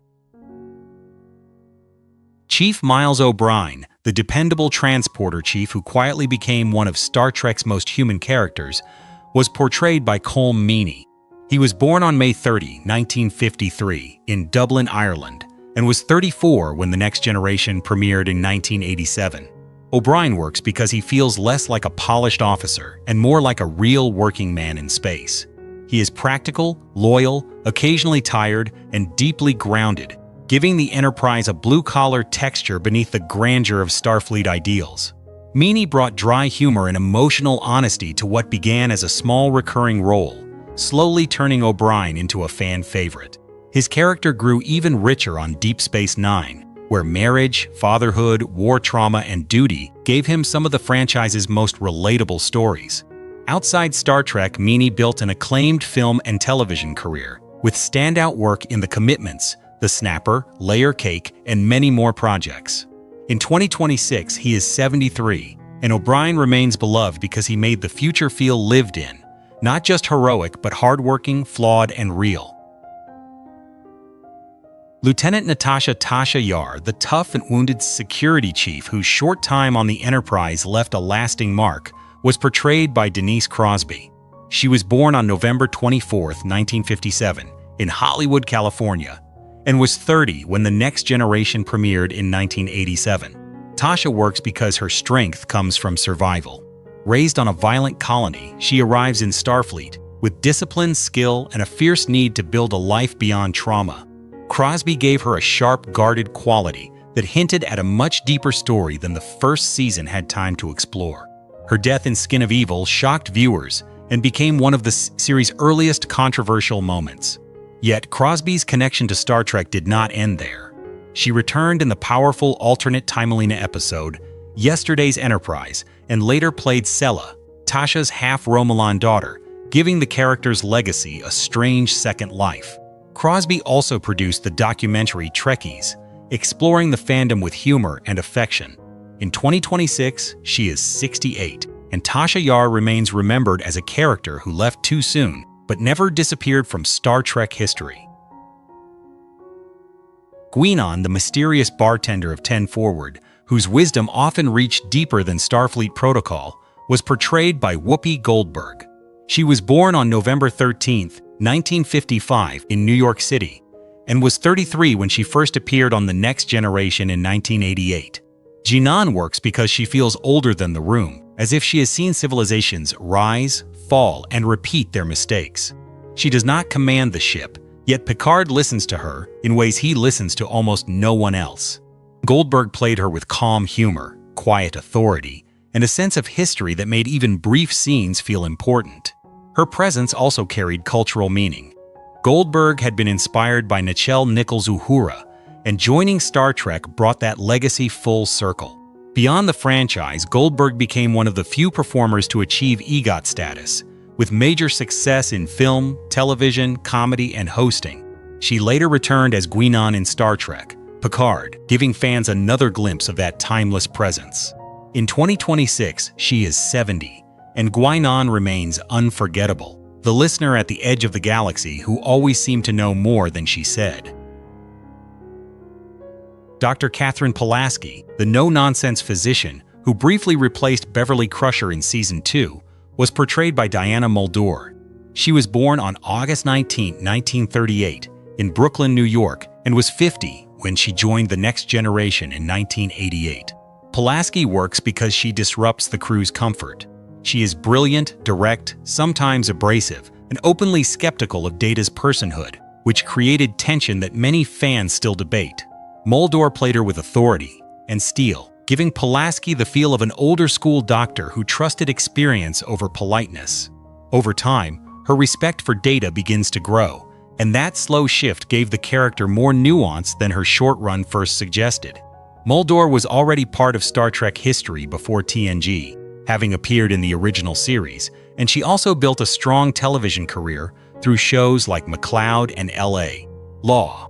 After leaving the series, she eventually stepped away from acting and lived more privately.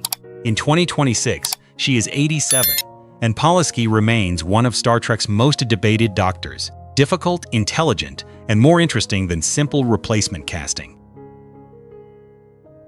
Nurse Alyssa Ogawa, the steady medical officer whose quiet professionalism helped make the Enterprise sickbay feel real, was portrayed by Patty Yasutake. She was born on September 6, 1953, in Gardena, California, and was 37 when she first appeared on The Next Generation in 1990. Ogawa works because she represents the many capable officers who keep a starship alive without standing at the center of every mission. Loyal to Dr. Crusher, calm in emergencies, and quietly warm with her crewmates, she gave the medical team a lived-in rhythm. Yasutake played her with gentleness and precision, allowing Ogawa to feel like a real professional rather than a background uniform. Her character's marriage and personal life added small but meaningful touches to the Enterprise community. Beyond Star Trek, Yasutake earned acclaim for her work in The Wash, and later appeared in shows and films that highlighted her understated emotional style. Her death in 2024 at the age of 70 was felt deeply by fans who had long appreciated her quiet contribution to the franchise. Nurse Ogawa remains a reminder that Star Trek's world was built not only by captains and commanders, but by devoted people working just out of the spotlight. The Unsata terrorist, a small but intense role in the episode The High Ground, was portrayed by Dennis Madalone. He was born on September 29, 1954, in New Jersey, and was 33 when The Next Generation began in 1987. The role works because the episode pushed Star Trek into uncomfortable political territory, exploring extremism, occupation, violence, and the moral cost of rebellion. Madalone's appearance was brief, but it contributed to the tension of a story where the Enterprise crew is forced to confront terrorism not as simple adventure, but as a tragic cycle of belief and retaliation. His greater Star Trek legacy, however, came through action rather than dialogue. Madalone became one of the franchise's most important stunt performers and stunt coordinators, working across multiple Star Trek series and helping shape the physical danger behind phaser fights, explosions, falls, and alien confrontations. His work made the future feel kinetic and risky in ways audiences often felt without realizing who created them. In 2026, he is 71, and his contribution stands as a tribute to the unseen craft of stunt work, the people who make science fiction danger look real. Ensign Ro Laren, the defiant Bajoran officer whose anger and intelligence changed the emotional temperature of the Enterprise, was portrayed by Michelle Forbes. She was born on January 8, 1965 in Austin, Texas, and was 26 when she first appeared in 1991. Ro works because she does not arrive polished or eager to please.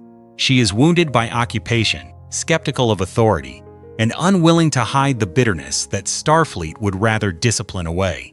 Forbes played her with sharp restraint, making Ro feel dangerous, principled, and deeply human. Her presence opened the door to Bajoran history, which would later become central to Deep Space Nine. Ro's final choice to join the Maquis gave her arc a painful honesty. Sometimes loyalty to justice and loyalty to institutions cannot survive together.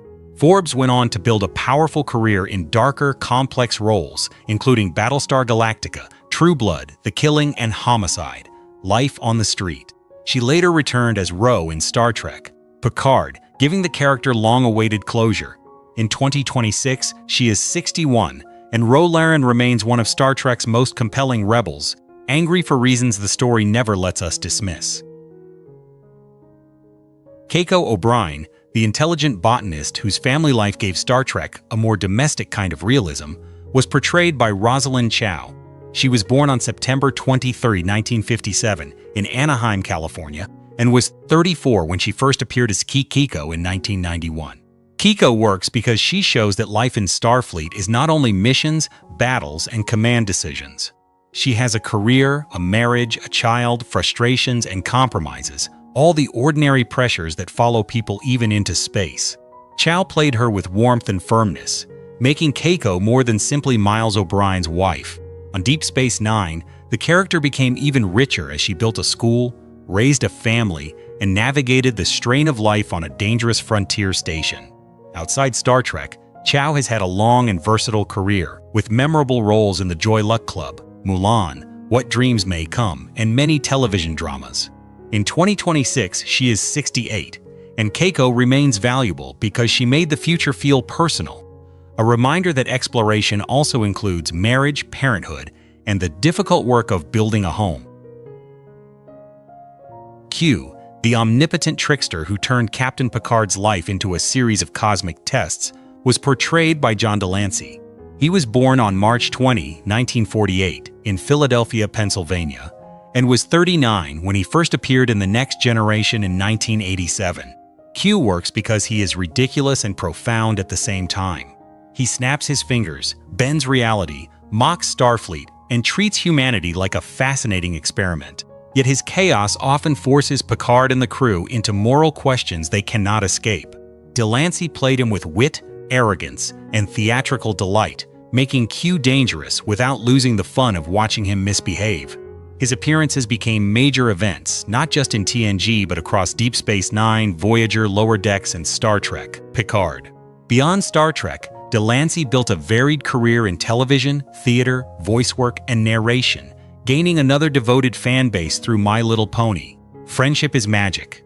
In 2026, he is 78, and Q remains one of sci-fi's greatest tricksters. A godlike nuisance who somehow made humanity look more interesting every time he tested it. Alexander Rozhenko, the son of Worf whose childhood exposed the emotional cost of Klingon duty, was portrayed by Brian Bonsall. He was born on December 3, 1981, in Torrance, California, and was 11 when he joined The Next Generation in 1992. Alexander works because he complicates Worf in ways Battle never could. He is not the warrior son Worf expects, and his reluctance to embrace Klingon tradition forces his father to confront fear, disappointment, and the limits of honor as parenting. Bonsall played Alexander with youthful vulnerability, making the character feel caught between cultures he did not fully choose. Before Star Trek, Bonsall was already known as Andy Keaton on Family Ties, giving him a place in two major television worlds before adulthood. After leaving acting in the mid-1990s, he moved into music and built a life away from regular Hollywood work, later reconnecting with fans through conventions and performances. In 2026, he is 44, and Alexander remains an important part of Worf's story. Not because he fulfilled Klingon expectations, but because he revealed how difficult those expectations could be for a child. Reginald Reg Barclay, the anxious but brilliant engineer whose vulnerability made him one of Star Trek's most relatable recurring characters, was portrayed by Dwight Schultz. He was born on November 24, 1947, in Baltimore, Maryland, and was 43 when he first appeared on The Next Generation in 1990. Barclay works because he breaks the illusion that everyone in Starfleet is perfectly confident. He is nervous, socially awkward, imaginative, and sometimes overwhelmed, yet his mind is extraordinary. Schultz played him with sensitivity and comic tension, turning what could have been a joke into a portrait of insecurity inside an idealized future. His struggles with the holodeck, anxiety, and self-worth gave the franchise unusually personal stories. Barclay later became important in Star Trek, Voyager, helping connect the stranded crew with home through the Pathfinder project. Before Star Trek, Schultz was already beloved as Howling Mad Murdoch on the A-Team, and he later built a major voice acting career in animation and games. In 2026, he is 78, and Barclay remains proof that the future has room not only for heroes, but for the nervous genius still learning to believe in himself. Counselor Deanna Troi, the empathic officer who brought emotional intelligence to the command crew, was portrayed by Marina Sirtis. She was born on March 29, 1955 in London, England, and was 32 when The Next Generation premiered in 1987. Troi works because she gives Starfleet a different kind of strength. In a world of strategy, engineering, and diplomacy, she reads fear, grief, deception, and longing, the things people often hide even from themselves. Early writing did not always use her fully, but Sirtis gave Troi warmth, dignity, and a calm presence that became more important as the series matured. Her bond with Riker, friendship with Beverly, and loyalty to Picard helped form the emotional fabric of the Enterprise. After the series, Sirtis reprised Troi in Star Trek films, Voyager, Enterprise, and Star Trek Picard, while also working in television, voice acting, and conventions. She has spoken with humor and honesty about her career and the challenges of being part of such a passionate fandom. In 2026, she is 71, and Deanna Troi remains a powerful idea that understanding emotions can be as vital to survival as any weapon or engine. Lieutenant Worf, the fierce Klingon officer whose life was shaped by honor, identity, and divided loyalty, was portrayed by Michael Dorn. He was born on December 9, 1952, in Luling, Texas, and was 35 when Star Trek: The Next Generation premiered in 1987. Worf works because he carries conflict in every part of himself. As the first Klingon to serve in Starfleet, he is both insider and outsider, loyal to the Federation while deeply tied to Klingon tradition. Dorn gave him a powerful stillness, letting Worf's seriousness become both dramatic and unexpectedly funny. His story explored family, prejudice, duty, fatherhood, and the cost of living between two cultures. What began as a supporting security role grew into one of Star Trek's richest character arcs, continuing through Deep Space Nine and later Star Trek: Picard. Dorn has also built a long career in voice acting, animation, and genre television, but Worf remains his defining legacy. In 2026, he is 73, and the character still stands as one of the franchise's strongest symbols of honor, a warrior whose greatest battles were often inside himself. And that's our look back at Star Trek: The Next Generation, Then and Now, a series that proved the future could be thoughtful, emotional, and deeply human. Some cast members became franchise legends, some reinvented themselves behind the camera, and others left us with final chapters fans still mourn. But every command, every question, every jump to warp still carries their legacy. Which story surprised you most? Share your thoughts in the comments. And if you enjoyed this journey through classic sci-fi television, don't forget to like, subscribe, and join us again on Hollywood 1960s. Before space adventures became dark and cinematic, Lost in Space gave television families something wonderfully strange: a rocket ship, a robot, alien worlds, and one family trying to survive the unknown together. First airing in 1965, the series mixed science fiction with family drama, campy danger, and unforgettable characters.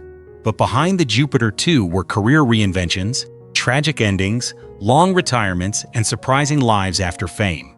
Today, we're looking back at the cast of Lost in Space, Then and Now, and the real stories behind this classic sci-fi journey.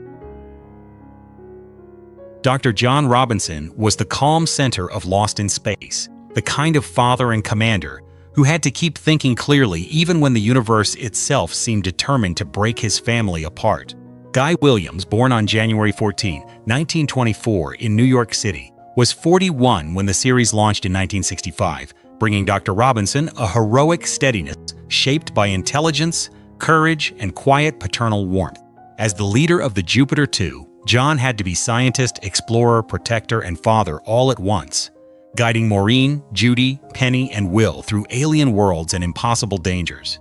Williams made him noble without making him stiff, giving the show a grounded family anchor beneath all the robots, monsters, and cosmic chaos.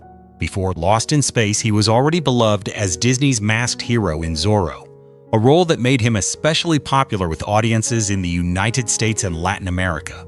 After the series, he gradually stepped away from Hollywood and spent much of his later life in Argentina, where he remained deeply admired.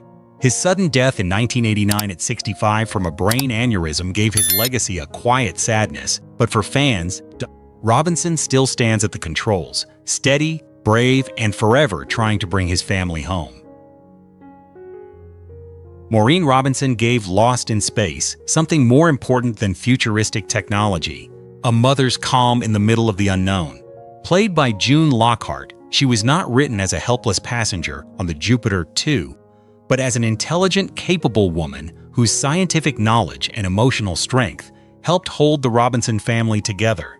Lockhart was born on June 25, 1925, in New York City, and was 40 when the show began in 1965, already carrying the grace of a performer who had grown up around classic Hollywood. As Maureen, she brought warmth without weakness, often serving as the voice of reason when danger, panic, or Dr. Smith's schemes pushed the crew toward disaster. Before Lost in Space, Lockhart was already famous to television audiences as Ruth Martin on Lassie, another role that made her one of America's most trusted screen mothers. She later joined Petticoat Junction as Dr. Janet Craig, proving her durability across generations of family television. As one of the last surviving links to Hollywood's golden era, Lockhart's career feels like a bridge between old studio elegance and 1960s television adventure. For longtime fans, Maureen Robinson remains the quiet strength aboard the Jupiter 2, composed, loving, and far tougher than the danger around her. Major Don West brought a sharper, more restless energy to Lost in Space. As the pilot of the Jupiter 2, he was the man most likely to challenge danger head-on, often with more temper than patience, but with real courage underneath. Mark Goddard, born on July 24, 1936 in Lowell, Massachusetts, was 29 when the series began in 1965, and he gave Don a practical toughness that contrasted with Dr. Robinson's scientific calm. Don was protective, suspicious of Dr. Smith, and quick to act when the family was threatened, which made him feel like the crew's action-driven defender. His connection with Judy Robinson also gave the early episodes a hint of romance, even if the show eventually shifted more toward Will, the robot, and Smith. After Lost in Space, Goddard continued acting, but he later made a meaningful career change, earning a master's degree and becoming a special education teacher. That second chapter gave his life a grounded dignity beyond Hollywood nostalgia. He passed away in 2023 at 87 from pulmonary fibrosis, leaving fans with the memory of a pilot who never stopped fighting to get the Jupiter 2 home. Dr. Zachary Smith began Lost in Space as a saboteur, but Jonathan Harris turned him into something far stranger, funnier, and more unforgettable. Born on November 6, 1914, in the Bronx, New York, Harris was 51 when the series premiered, bringing a theatrical style that quickly changed the show's direction. Smith was cowardly, vain, selfish, and endlessly dramatic, yet somehow he became one of television's most beloved troublemakers. His insults toward the robot, his exaggerated panic, and his constant schemes gave the series a comic rhythm that often stole attention from the space adventure itself. Harris understood language like music. Every complaint, every sneer, every "oh, the pain" felt shaped for maximum effect. Before Lost in Space, he had worked steadily on stage, radio, and television, but Dr. Smith became the role that defined him. Later, he embraced voice work, including memorable performances in animation such as A Bug's Life and Toy Story 2. He passed away in 2002 at 87, just days before his birthday, from a blood clot in the heart.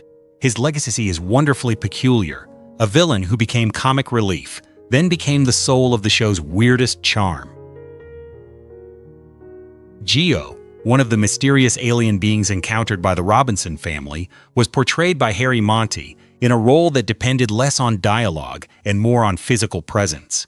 Monty was born on April 15, 1904, in Dallas, Texas, and was 62 when he appeared on Lost in Space in 1966. Characters like Gyu were part of what made the series feel like a weekly cabinet of cosmic curiosities. Strange creatures, unusual civilizations, and unexpected dangers waiting beyond the next planet. Monty's work came from an older tradition of performance, where body movement, costume, and gesture could make a fantasy figure feel alive even in limited screen time. Long before Lost in Space, he had built a career as an actor, stunt performer, and little person performer in Hollywood, appearing in fantasy and adventure productions where physical skill mattered as much as spoken lines. His credits stretched across decades, including work connected to The Wizard of Oz, which gave him a place in one of cinema's most famous fantasy legacies. He lived a long life and passed away in 1999 at 95. Geo remains a small but curious piece of Lost in Space history, the kind of odd encounter that made the Robinsons' universe feel unpredictable. Verda brought a rare moment of emotional science fiction into Lost in Space. Played by Dee Hartford, she was introduced as a sophisticated female android, created to replace the robot, but her story became more touching once she began responding to kindness. Hartford was born on April 24, 1928, in Salt Lake City, Utah, and was 38 when she appeared in the series in 1966. Verda worked because she asked one of classic sci-fi's oldest questions: what makes something truly alive? Through her contact with Will Robinson and the crew, she moves beyond programming toward feeling, choice, and identity. Hartford played her with elegance and restraint, giving the character a quiet vulnerability beneath the polished robotic surface. Before and after Lost in Space, Hartford appeared in television and film, often bringing a stylish screen presence shaped by the glamour of the 1960s. She was also known in the public eye through her marriage to filmmaker Howard Hawks, linking her life to old Hollywood history. She passed away in 2018 at 90. Verda's episode still stands out because it gave the show something softer than monsters or danger, a machine discovering the ache and beauty of humanity. Mr. Zumdish, one of the many eccentric figures who wandered into the strange universe of Lost in Space, was portrayed by Fritz Feld. Born on May 15, 1900, in New York City, Feld was 66 when he appeared on the series in 1966, and he had brought with him a lifetime of comic skill.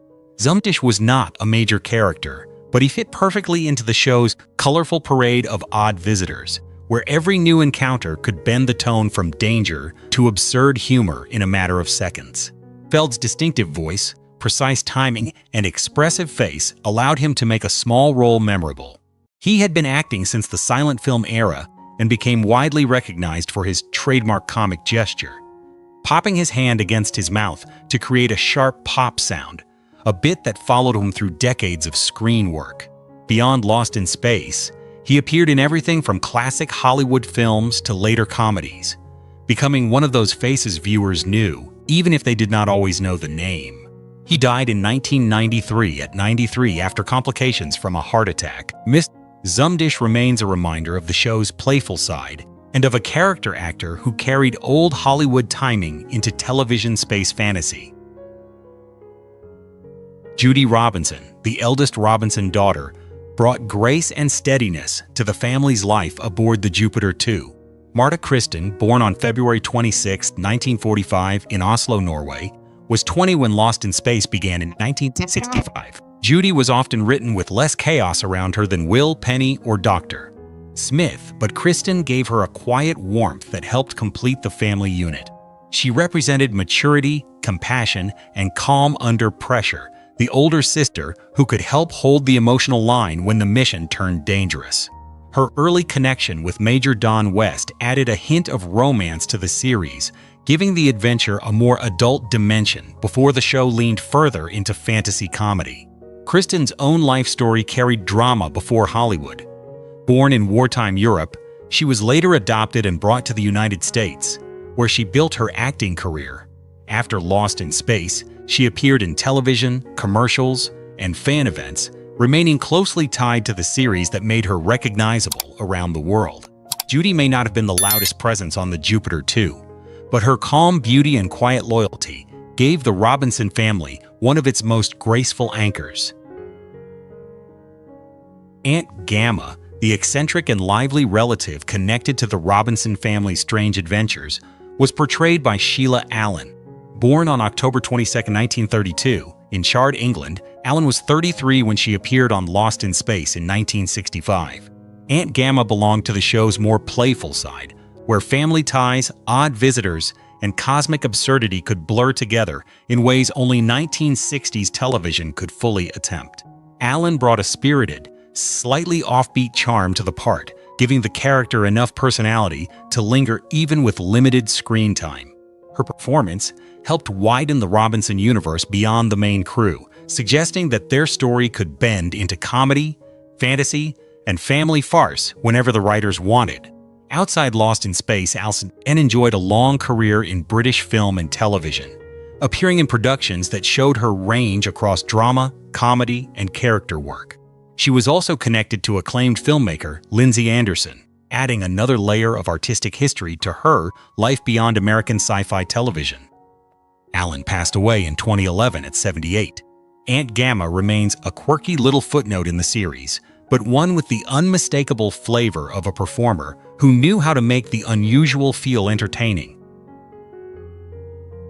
Alonzo P. Tucker brought a rougher, Western-flavored energy into the universe of Lost in Space. Played by Albert Salmi, he was a rugged outlaw type whose presence reminded viewers that even in science fiction, old frontier archetypes could still ride into the story. Salmi was born on March 11, 1928, in Brooklyn, New York, and was 38 when he appeared on the series in 1966. Tucker worked because he was not simply a space-age villain.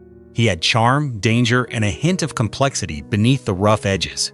Salmi specialized in tough men, and he had the kind of face and voice that made you believe a character had survived hard places before the episode even began. Beyond Lost in Space, he built a strong career in television and film, appearing in westerns, dramas, and classics such as The Twilight Zone, Gunsmoke, and Caddyshack. His real-life ending was tragically dark. In 1990, Salmi died at 62 from a self-inflicted gunshot wound in an apparent murder-suicide involving his wife, a shocking final chapter that still shadows his legacy. Alonzo P. Tucker remains one small role in a much larger career, but Salmi's intensity gave it weight. Athena, a mysterious and captivating alien presence in Lost in Space, was portrayed by Bettina Marcus. Born on March 1, 1937, in New York, Marcus was 29 when she appeared on the series in 1966, bringing the kind of striking screen presence that made even a single episode feel memorable. Athena worked because Lost in Space often treated alien worlds as places of danger, temptation, beauty, and confusion all at once. Marcus gave the character a quiet allure, making Athena feel less like a simple visitor and more like a figure from a strange culture the Robinsons could never fully understand. Her performance added atmosphere to the episode, part fantasy, part mystery, part 1960s sci-fi glamour.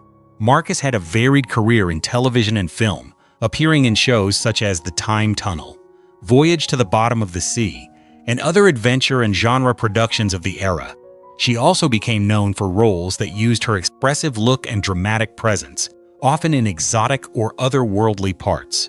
Still admired by classic television fans, Athena remains one of those brief but vivid Lost in Space encounters, proof that a single appearance can leave a long echo. The Keeper gave Lost in Space one of its most commanding alien antagonists, and Michael Rennie brought the role a level of dignity that immediately changed the tone of the episode. Rennie was born on August 25, 1909, in England, and was 56 when he appeared on the series in 1966. As the Keeper, he was powerful, controlled, and unsettling, a figure who saw humans less as equals than as specimens to be studied, collected, or tested. That made him dangerous in a colder way than the show's more comic villains.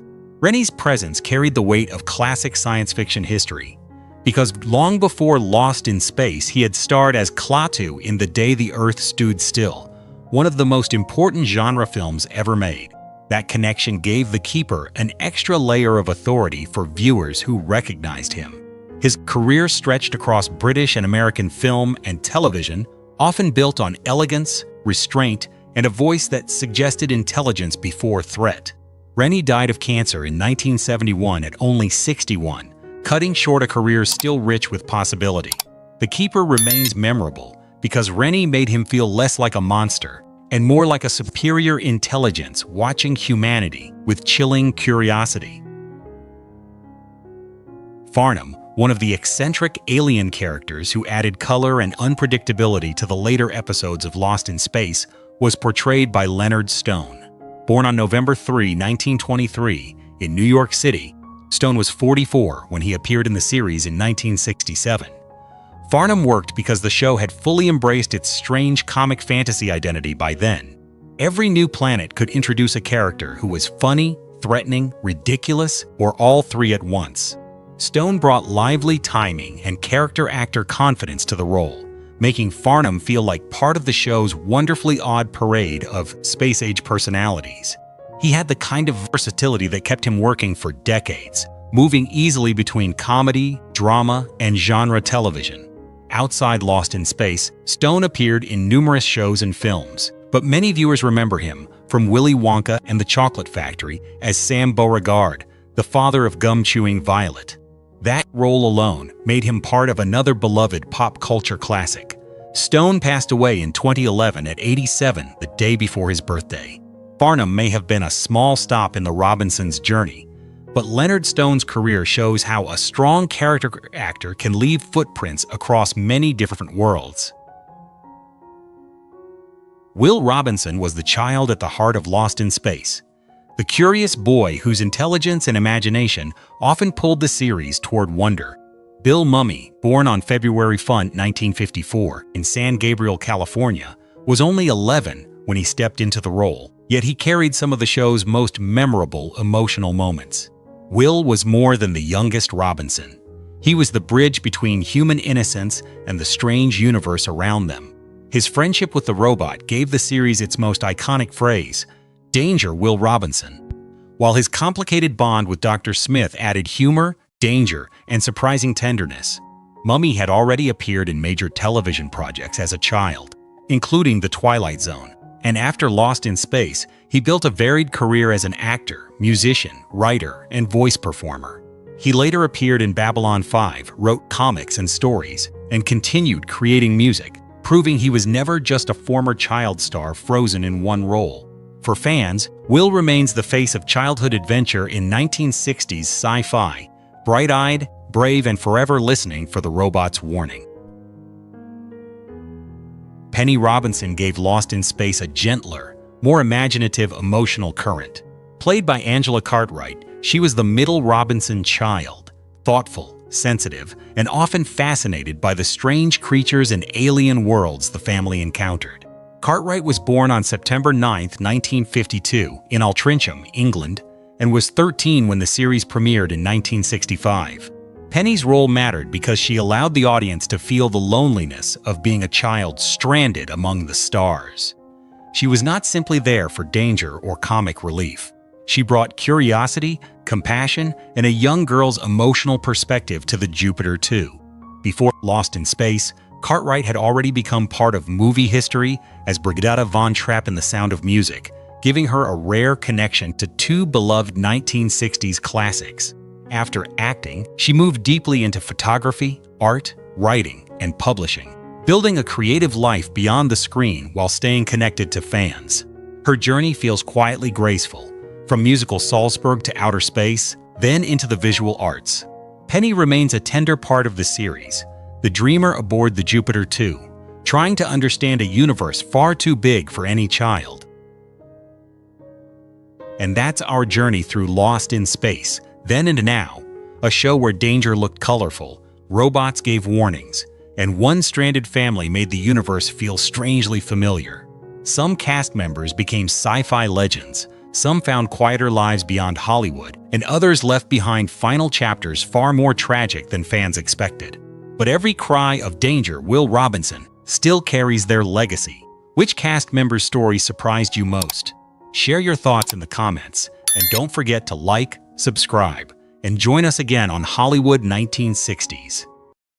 Before television westerns faded into memory, Bonanza gave America something bigger than gunfights, a family, a ranch, and a moral world millions came home to every week. But behind the Ponderosa's wide skies were sudden deaths, painful departures, career reinventions, and final chapters fans still feel today. From Ben's quiet authority to Haas's unforgettable heart, we're looking back at the cast of Bonanza, Then and Now, and the real stories behind this legendary Western. Ben Cartwright wasn't simply the owner of the Ponderosa. He was the moral weight that held Bonanza together. As a widowed father raising Adam, Haas, and little Joe in the harsh Nevada frontier, Ben carried authority with the calm of a man who had already survived love, loss, and responsibility. Lorne Greene, born on February 12, 1915, in Ottawa, Canada, was 44 when Bonanza began in 1959, and his deep, commanding voice quickly became one of television's most recognizable sounds. Greene made Ben feel firm without being cold, wise without being perfect, and deeply human beneath the patriarch's strength. Long before the series, he had worked in radio and earned the nickname the Voice of Canada. But Bonanza turned him into an American TV icon.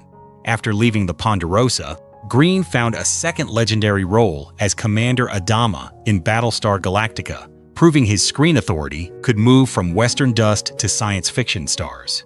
He also recorded music, including the hit spoken word single Ringo. When Green passed away in 1987 at 72, fans remembered more than a performer. They remembered the father figure who made the Ponderosa feel like home. Hoss Cartwright was the gentle giant of Bonanza, a man with the size to intimidate anyone and the heart to hurt for everyone. Played by Dan Blocker, Hoss became the emotional softness of the Cartwright family, loyal to Ben, protective of Adam and Little Joe, and always drawn toward people who needed kindness more than judgment. Blocker was born on December 10, 1928, in DeKalb, Texas, and was 31 when the series premiered in 1959. Before acting, his life had already been unusually full. He served in the Korean War, worked as a teacher, and brought a real-world humility that made Hoss feel authentic rather than manufactured. On screen, Blocker turned physical strength into warmth, making the character funny, shy, brave, and heartbreakingly sincere. Bonanza made him a household name, but his life ended far too suddenly. In 1972, after gallbladder surgery, Blocker died from a pulmonary embolism at only 43. The shock was so great that Bonanza's final season had to move forward without the character. Many fans considered its heart. Decades later, Hoss still feels irreplaceable, not because he was the strongest man on the ranch, but because he was the kindest. Candy Canaday arrived on Bonanza like a new kind of frontier man, tougher around the edges, more restless than the Cartwright sons, but loyal once he gave his word. David Canary, born on August 25, 1938 in Elwood, Indiana, was 29 when he joined the series, and he gave Candy a quiet intensity that helped refresh the later seasons.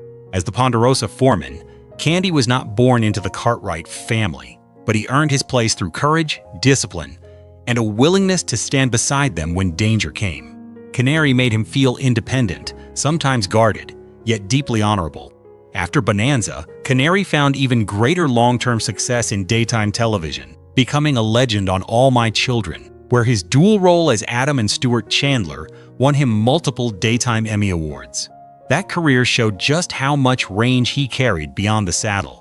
When Canary passed away in 2015 at 77, fans remembered him not only as a Western regular, but as an actor who could bring dignity, conflict, and emotional precision to every world he entered. Adam Cartwright was the thoughtful eldest son, the man who seemed to carry the Ponderosa's future in his mind before anyone else could see it. Pernell Roberts, born on May 18, 1928, in Waycross, Georgia, was 31 when Bonanza began, and he shaped Adam as intelligent, disciplined, and quietly restless. Unlike Hoss's open heart or Little Joe's impulsive fire, Adam carried himself with control. A builder, a thinker, and often the Cartwright most likely to question what others accepted. Roberts brought real gravitas to the role, but behind the scenes he grew frustrated with the limits of the character and eventually left the series in 1965, a decision that became one of Bonanza's most discussed cast departures. He later rebuilt his television identity with Trapper John, MD, proving he could step out from the shadow of the Ponderosa and succeed again. Roberts was also known for his strong social conscience and outspoken nature, qualities that made him more complex than the polished Western hero fans first met.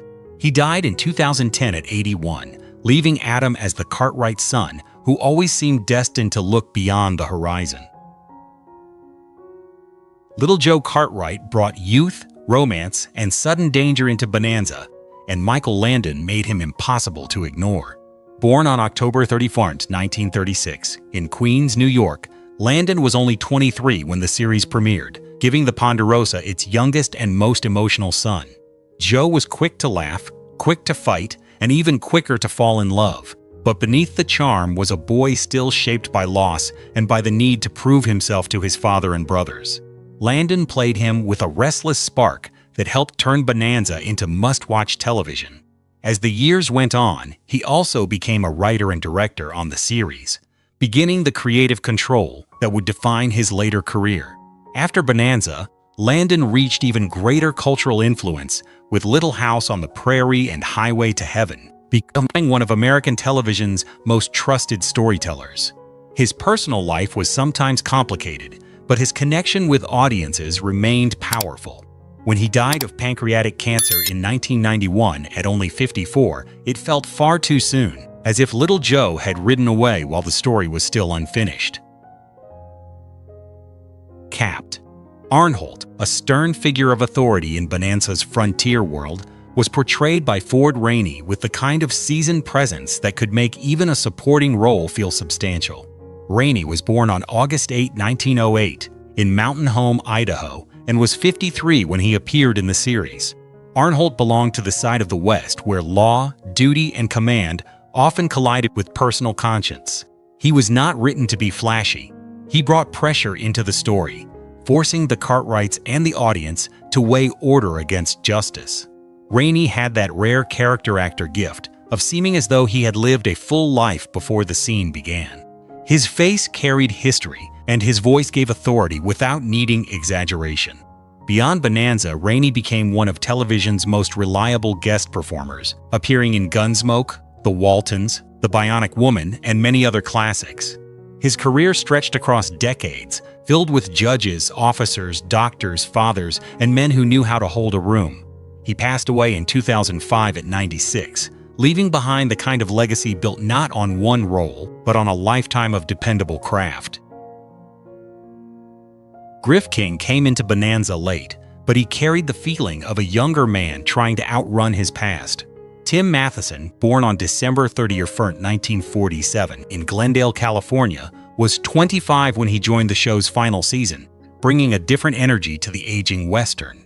Griff was not a traditional Cartwright-style hero. He was troubled, guarded, and searching for redemption, which gave the series a slightly more modern emotional texture in its last chapter.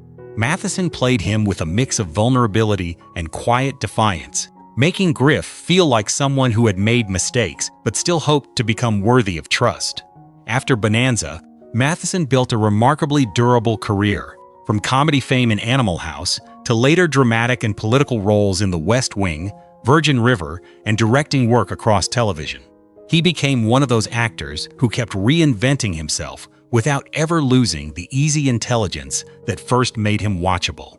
Griff may not have had the years that Adam, Hoss, or Little Joe had, but he remains a meaningful part of Bonanza's closing era, a young man arriving just as the Ponderosa was nearing its final sunset.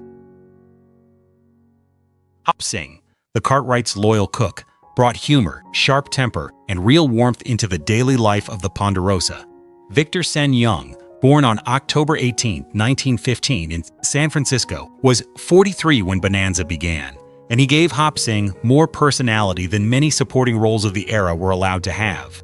The character could scold the Cartwrights like family, protect his kitchen like sacred territory, and still show deep affection beneath every complaint. In a Western landscape often dominated by cowboys and gunmen, Hop Sing made the ranch feel like a lived-in home.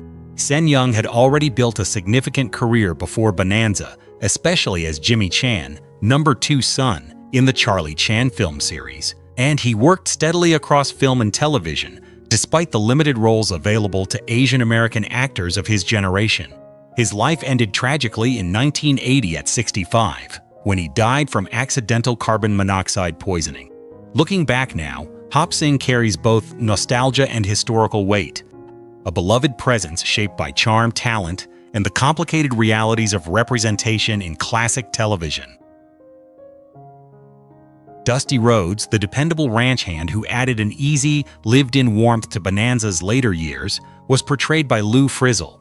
Born on June 10, 1919, in Missouri, Frizzle was 48 when he joined the series, and he brought Dusty the kind of quiet familiarity that made the Ponderosa feel populated by real working men.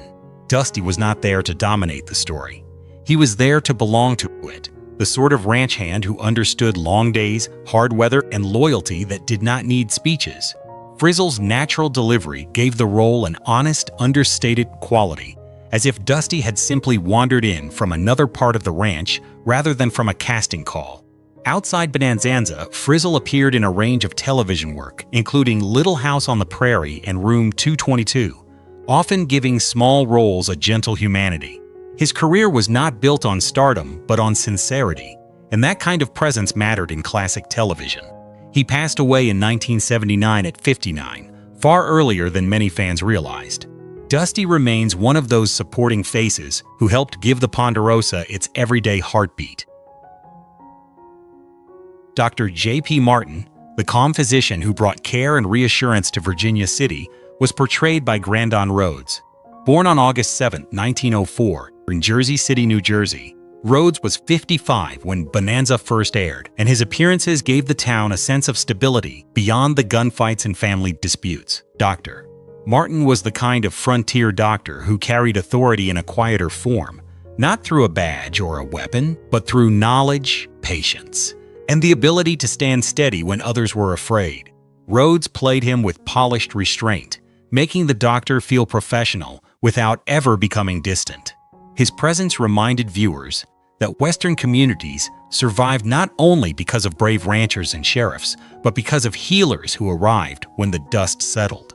Rhodes had a long career as a character actor, with appearances in Perry Mason, The Twilight Zone, and numerous films where his refined manner made him useful in roles of authority.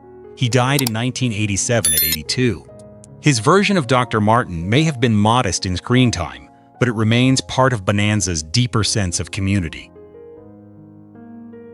Deputy Clem Foster, the steady Virginia City lawman, who often stood beside Sheriff Roy Coffey, was portrayed by Bing Russell. He was born on May 5, 1926, in Brattleboro, Vermont, and was 33 when Bonanza began in 1959. Clem was not written as a showy lawman. His strength came from reliability.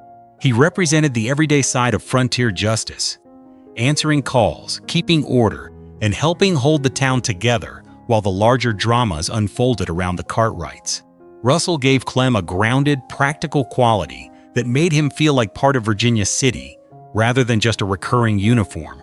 Outside the series, Russell worked steadily in westerns and television, appearing in Gunsmoke and The Twilight Zone.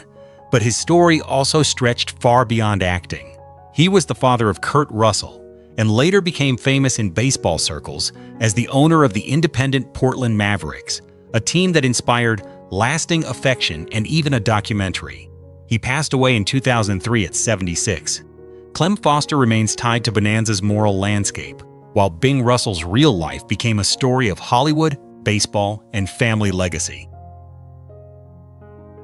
Harry Holcomb later brought his own version of Dr. J.P. Martin to Bonanza, adding a warmer and more paternal touch to Virginia City's trusted physician.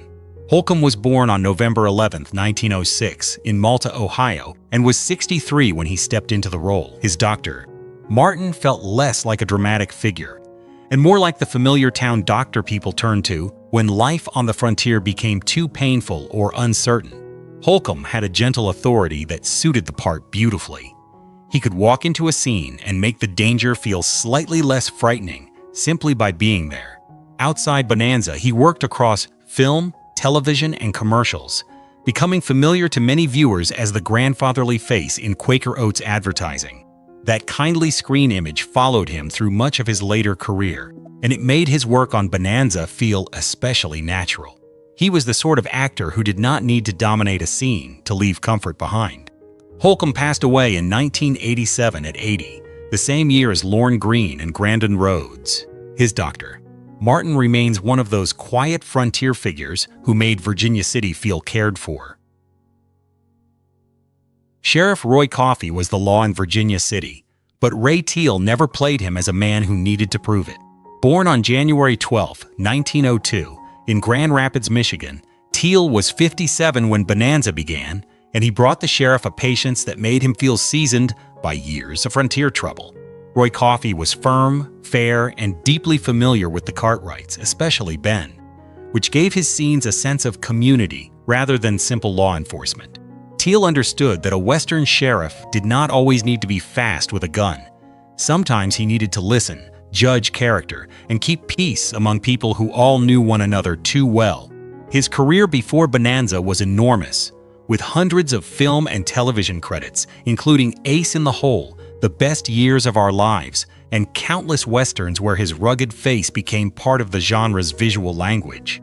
He passed away in 1976 at 74, after helping define Virginia City for more than a decade.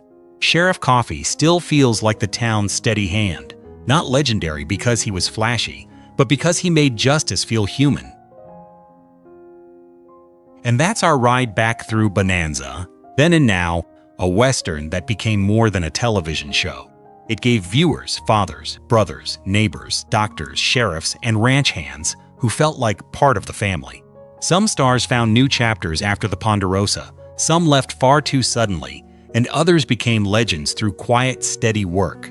But every time the theme begins, their spirit still rides across those Nevada hills. Which story moved you most? Share your thoughts in the comments, and don't forget to like, subscribe, and join us again on Hollywood 1960s. In 1983, The Thornbirds became television's forbidden love story, a sweeping saga of faith, desire, family secrets, and heartbreak across the Australian outback. But behind the romance were lives marked by Hollywood glory, career reinvention, painful losses, and tragic final chapters. Today, we're looking back at the cast of The Thornbirds, Then and Now, and the real stories behind one of the most unforgettable miniseries ever made. Ralph de Bricassart, the ambitious priest whose forbidden love became the emotional center of The Thornbirds, was portrayed by Richard Chamberlain.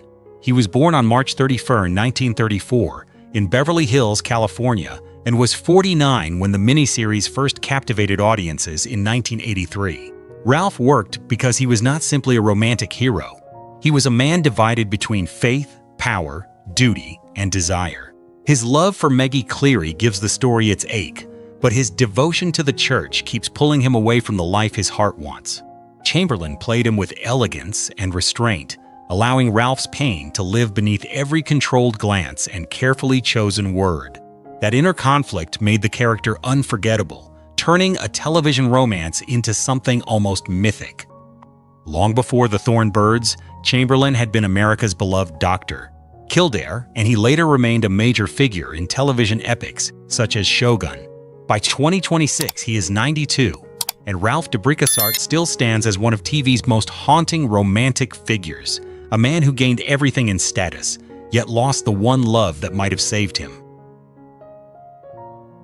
Archbishop Vittorio Contini Vercesse, the wise and powerful churchman who helps shape Ralph de Bricassart's rise, was portrayed by Christopher Plummer. He was born on December 13, 1929, in Toronto, Canada, and was 53 when The Thornbirds aired in 1983. Vittorio worked because he represented the world Ralph keeps choosing over Maggie: the church, its hierarchy, its ambition, and its quiet political intelligence. Plummer played him with elegance and authority, making the Archbishop feel both compassionate and calculating. He understands Ralph's gifts, but also the cost of a life devoted to power wrapped in faith. His presence adds depth to Ralph's conflict, reminding viewers that the church in the story is not only spiritual, but institutional, strategic, and deeply human. Long before and after The Thornbirds, Plummer built one of the great acting careers of his generation, from The Sound of Music to Beginners, for which he won an Academy Award. He passed away in 2021 at the age of 91 after complications from a fall. By 2026, Archbishop Vittorio remains a commanding figure in the miniseries, a mentor, a mirror, and a quiet warning about the price of ambition. Luke O'Neill, the charming but selfish stockman whose marriage to Maggie becomes one of her deepest disappointments, was portrayed by Brian Brown. He was born on June 23, 1947, in Sydney, Australia, and was 35 when The Thornbirds aired in 1983. Luke worked because he offered Maggie the appearance of escape without the love she truly needed. He is handsome, hardworking, and ambitious, but his emotional distance turns marriage into another form of loneliness. Brown played him with rugged charisma, making Luke believable as a man Maggie might choose, while still allowing the audience to feel the coldness beneath his charm. His pursuit of money and independence reflects a harsh world where survival often matters more than tenderness. Through Luke, the story shows how a wrong marriage can wound as deeply as forbidden love. After The Thornbirds, Brown became one of Australia's most recognizable actors, appearing in Breaker Morant, Cocktail, and many international productions, while continuing to work in film and television. By 2026, he is 78, and Luke O'Neill remains one of the miniseries' most frustrating figures, not evil, but painfully unable to love Maggie the way she deserved. Bob Cleary, the responsible eldest son whose quiet loyalty helps hold the Cleary family together, was portrayed by Brett Cullen. He was born on August 26, 1956, in Houston, Texas, and was 26 when The Thornbirds aired in 1983. Bob worked because he represented the kind of family member who carries duty without demanding attention. While Maggie's forbidden love and Ralph's ambition dominate the emotional center of the story, Bob remains tied to Drogheda, work, land, and family survival. Cullen played him with understated steadiness, giving Bob a grounded quality that made the Cleary household feel real beyond its romantic tragedies. His strength is not dramatic. It is daily, practical, and loyal. That quiet presence matters in a sweeping miniseries where passion often destroys what responsibility tries to preserve. After The Thornbirds, Cullen built a long and varied career across film and television, appearing in productions such as The Dark Knight Rises, Joker, Person of Interest, and many other projects. By 2026, he is 69, and Bob Cleary remains a modest but important figure in the story. The kind of man who may not command the spotlight, but helps keep the world from falling apart. Judy, a lively and warm presence in the world of The Thornbirds, was portrayed by Stephanie Faracy. She was born on January 1, 1952, in Brooklyn, New York, and was 31 when the miniseries aired in 1983. Judy worked because she brought a lighter, more human texture into a story often dominated by longing, guilt, and emotional sacrifice. Her role may be smaller than Maggie's or Ralph's, but characters like Judy help make the world around the central romance feel lived in. Faracy played her with natural warmth and ease, adding friendliness and energy to scenes that could otherwise be weighed down by the grand scale of family drama. In a miniseries built on forbidden love and painful choices, even a smaller character with a grounded presence becomes important because she gives the audience moments of ordinary life amid the storm. Faracy went on to enjoy a long career in film and television, appearing in projects such as Heaven Can Wait, Sideways, and later Hocus Pocus 2, often bringing humor and sincerity to supporting roles. By 2026, she is 74, and Judy remains a gentle part of the Thornbirds' broader world, a reminder that even epic stories need small human warmth to feel complete. Pete, the rugged ranch hand whose presence helped ground the Thornbirds in the daily reality of Drogheda, was portrayed by Barry Corbin. He was born on October 16, 1940, in La Mesa, Texas, and was 42 when the miniseries aired in 1983. Pete worked because he represented the hard physical world behind the sweeping romance. Drogheda is not just a dramatic backdrop, it is a demanding sheep station built on labor, weather, and people who know the land. Corbin played Pete with the kind of natural toughness that made him feel authentic immediately. Even in a supporting role, he helped give the setting weight, reminding viewers that the Cleary family's lives were shaped not only by desire and destiny, but by work, isolation, and survival. His presence added texture to the world Maggie grew up in, where every emotional decision happened against a landscape that could be both beautiful and unforgiving. Beyond the Thornbirds, Corbin became a beloved character actor, known for Northern Exposure, No Country for Old Men, Yellowstone, and decades of film and television work. By 2026, he is 85, and Pete remains a small sturdy piece of the miniseries, a working man in a story built on passion and hardship. Mary Carson, the wealthy and manipulative owner of Drogheda, whose obsession with Father Ralph changes everyone's fate, was portrayed by Barbara Stanwyck. She was born on July 16, 1907, in Brooklyn, New York, and was 75 when The Thornbirds aired in 1983. Mary worked because she brought old power, jealousy, and loneliness into the story with terrifying elegance. Her love for Ralph is possessive, impossible, and deeply destructive, but Stanwyck never played her as a simple villain. She made Mary sharp, wounded, proud, and painfully aware that age and wealth could not buy the affection she wanted. Her decision to alter her will set the entire tragedy in motion, turning personal rejection into generational consequence. Stanwyck's performance gave the miniseries the force of classic Hollywood, reminding viewers why she was one of the screen's greatest stars. Long before the Thorn Birds, she had built a legendary career in Double Indemnity, Stella Dallas, The Big Valley, and countless other classics. She passed away in 1990 at the age of 82 from heart and lung complications. By 2026, Mary Carson remains unforgettable, bitter, brilliant, and dangerous because her heartbreak comes with power. Fiona Fee Cleary, the stoic matriarch whose silence hides a lifetime of grief, was portrayed by Jean Simmons. She was born on January 31, 1929, in London, England, and was 54 when The Thorn Birds aired in 1983. Fee worked because she showed how pain can harden into distance. She is a mother, wife, and survivor, but her emotional restraint often makes her seem cold, especially to Meggie. Yet beneath that stillness is a woman shaped by lost love, disappointment, and a life she did not fully choose.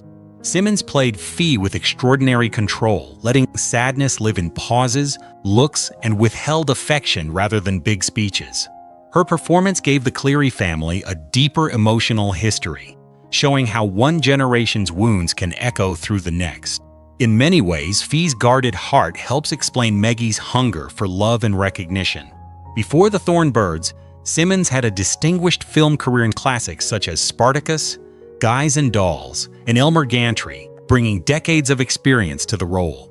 She passed away from lung cancer in 2010 at the age of 80. By 2026, Fee Cleary remains one of the miniseries' quiet tragedies, a woman who loved once, lost deeply, and never fully returned. Anne Mueller, the kind and steady woman who offers Meggie Cleary a rare place of warmth, was portrayed by Piper Laurie. She was born on January 22, 1932, in Detroit, Michigan, and was 51 when The Thorn Birds aired in 1983. Anne worked because she represented compassion in a story often ruled by ambition, longing, and emotional punishment. Her home with Luddy gives Meggie a different model of love, quieter, kinder, and more dependable than the relationships that have wounded her. Laurie played Anne with softness and strength, creating a woman whose support feels genuine rather than sentimental. She does not need to dominate the plot to matter. Her presence gives Meggie breathing room during some of the most painful chapters of her life. That kind of emotional shelter becomes essential in a story where so many characters are trapped by pride, religion, or desire. Beyond The Thorn Birds, Laurie had a remarkable career, earning acclaim for The Hustler, Carrie, Twin Peaks, and many other roles across film and television.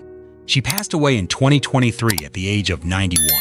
By 2026, Anne Mueller remains one of the story's gentlest figures, proof that kindness can be as memorable as tragedy. Luddy Mueller, the devoted husband whose warmth gives Meggie Cleary a glimpse of steadier love, was portrayed by Earl Holliman. He was born on September 11, 1928, in Delhi, Louisiana, and was 54 when The Thorn Birds aired in 1983.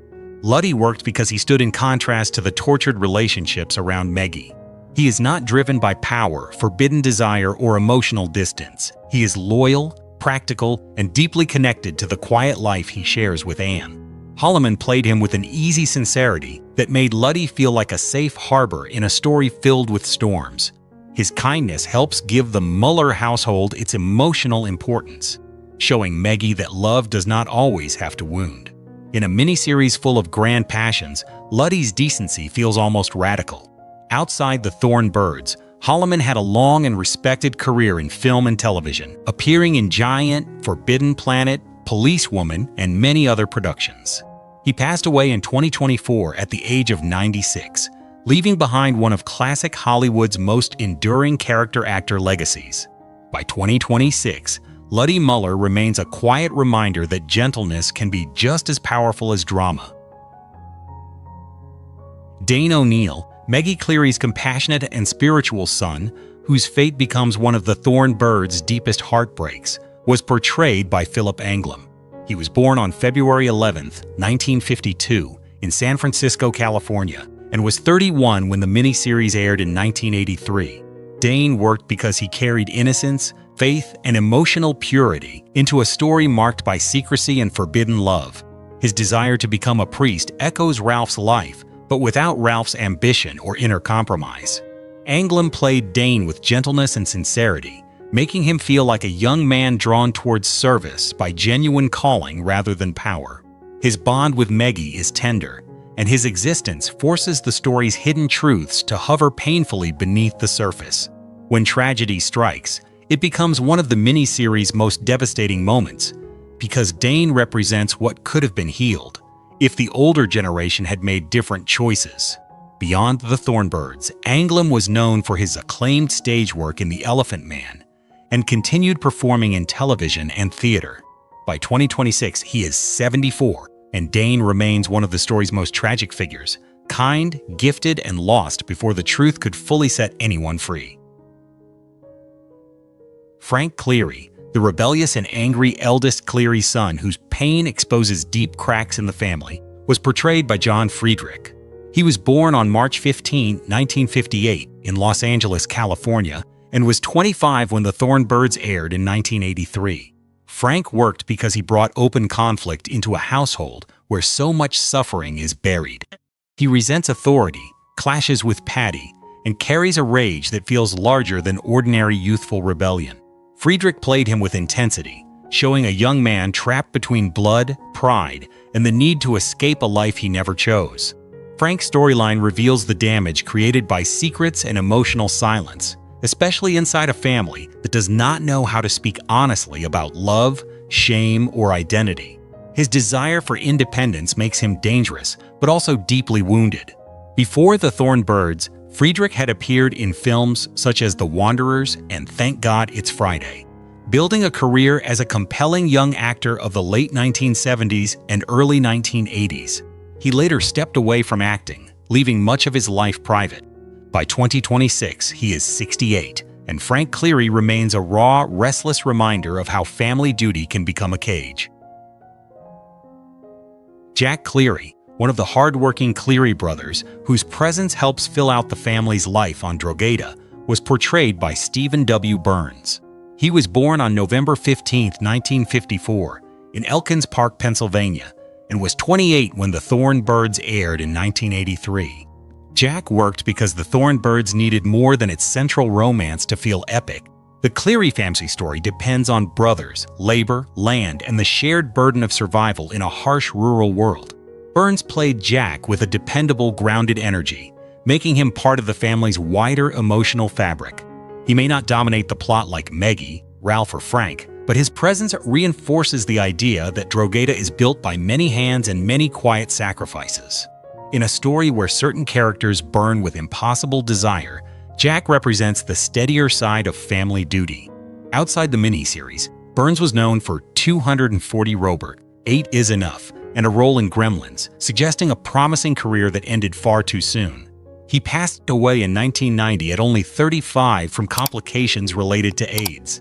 By 2026, Jack Cleary remains a modest but poignant part of the miniseries, remembered not only for the role, but for a life cut tragically short. Meggie Cleary, the passionate and wounded heroine whose life is shaped by love, loss, and impossible longing, was portrayed by Rachel Ward. She was born on September 12, 1957, in Cornwall, England, and was 26 when The Thornbirds aired in 1983. Meggie worked because she carried both innocence and endurance.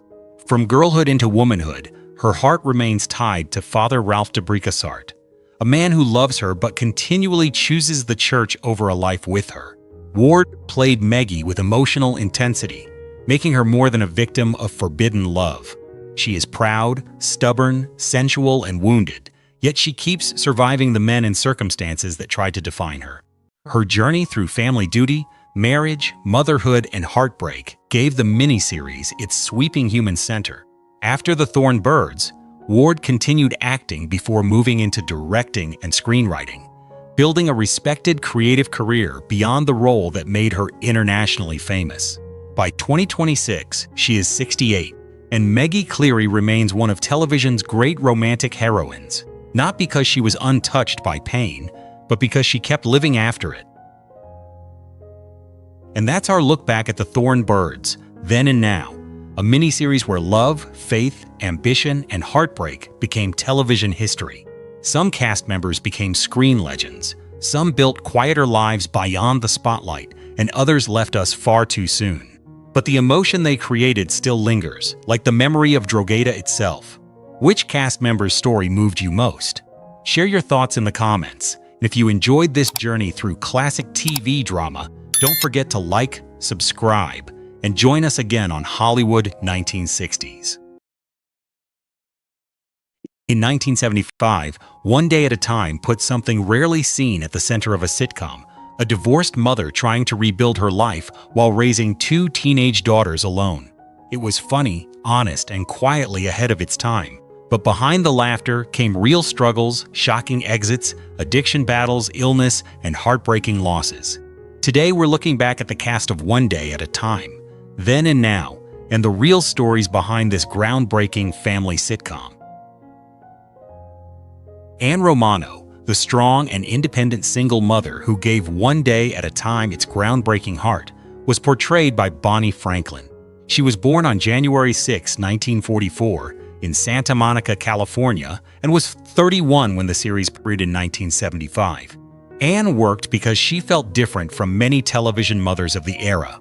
She was divorced, working, raising two teenage daughters, and trying to build a new life without pretending she had everything figured out.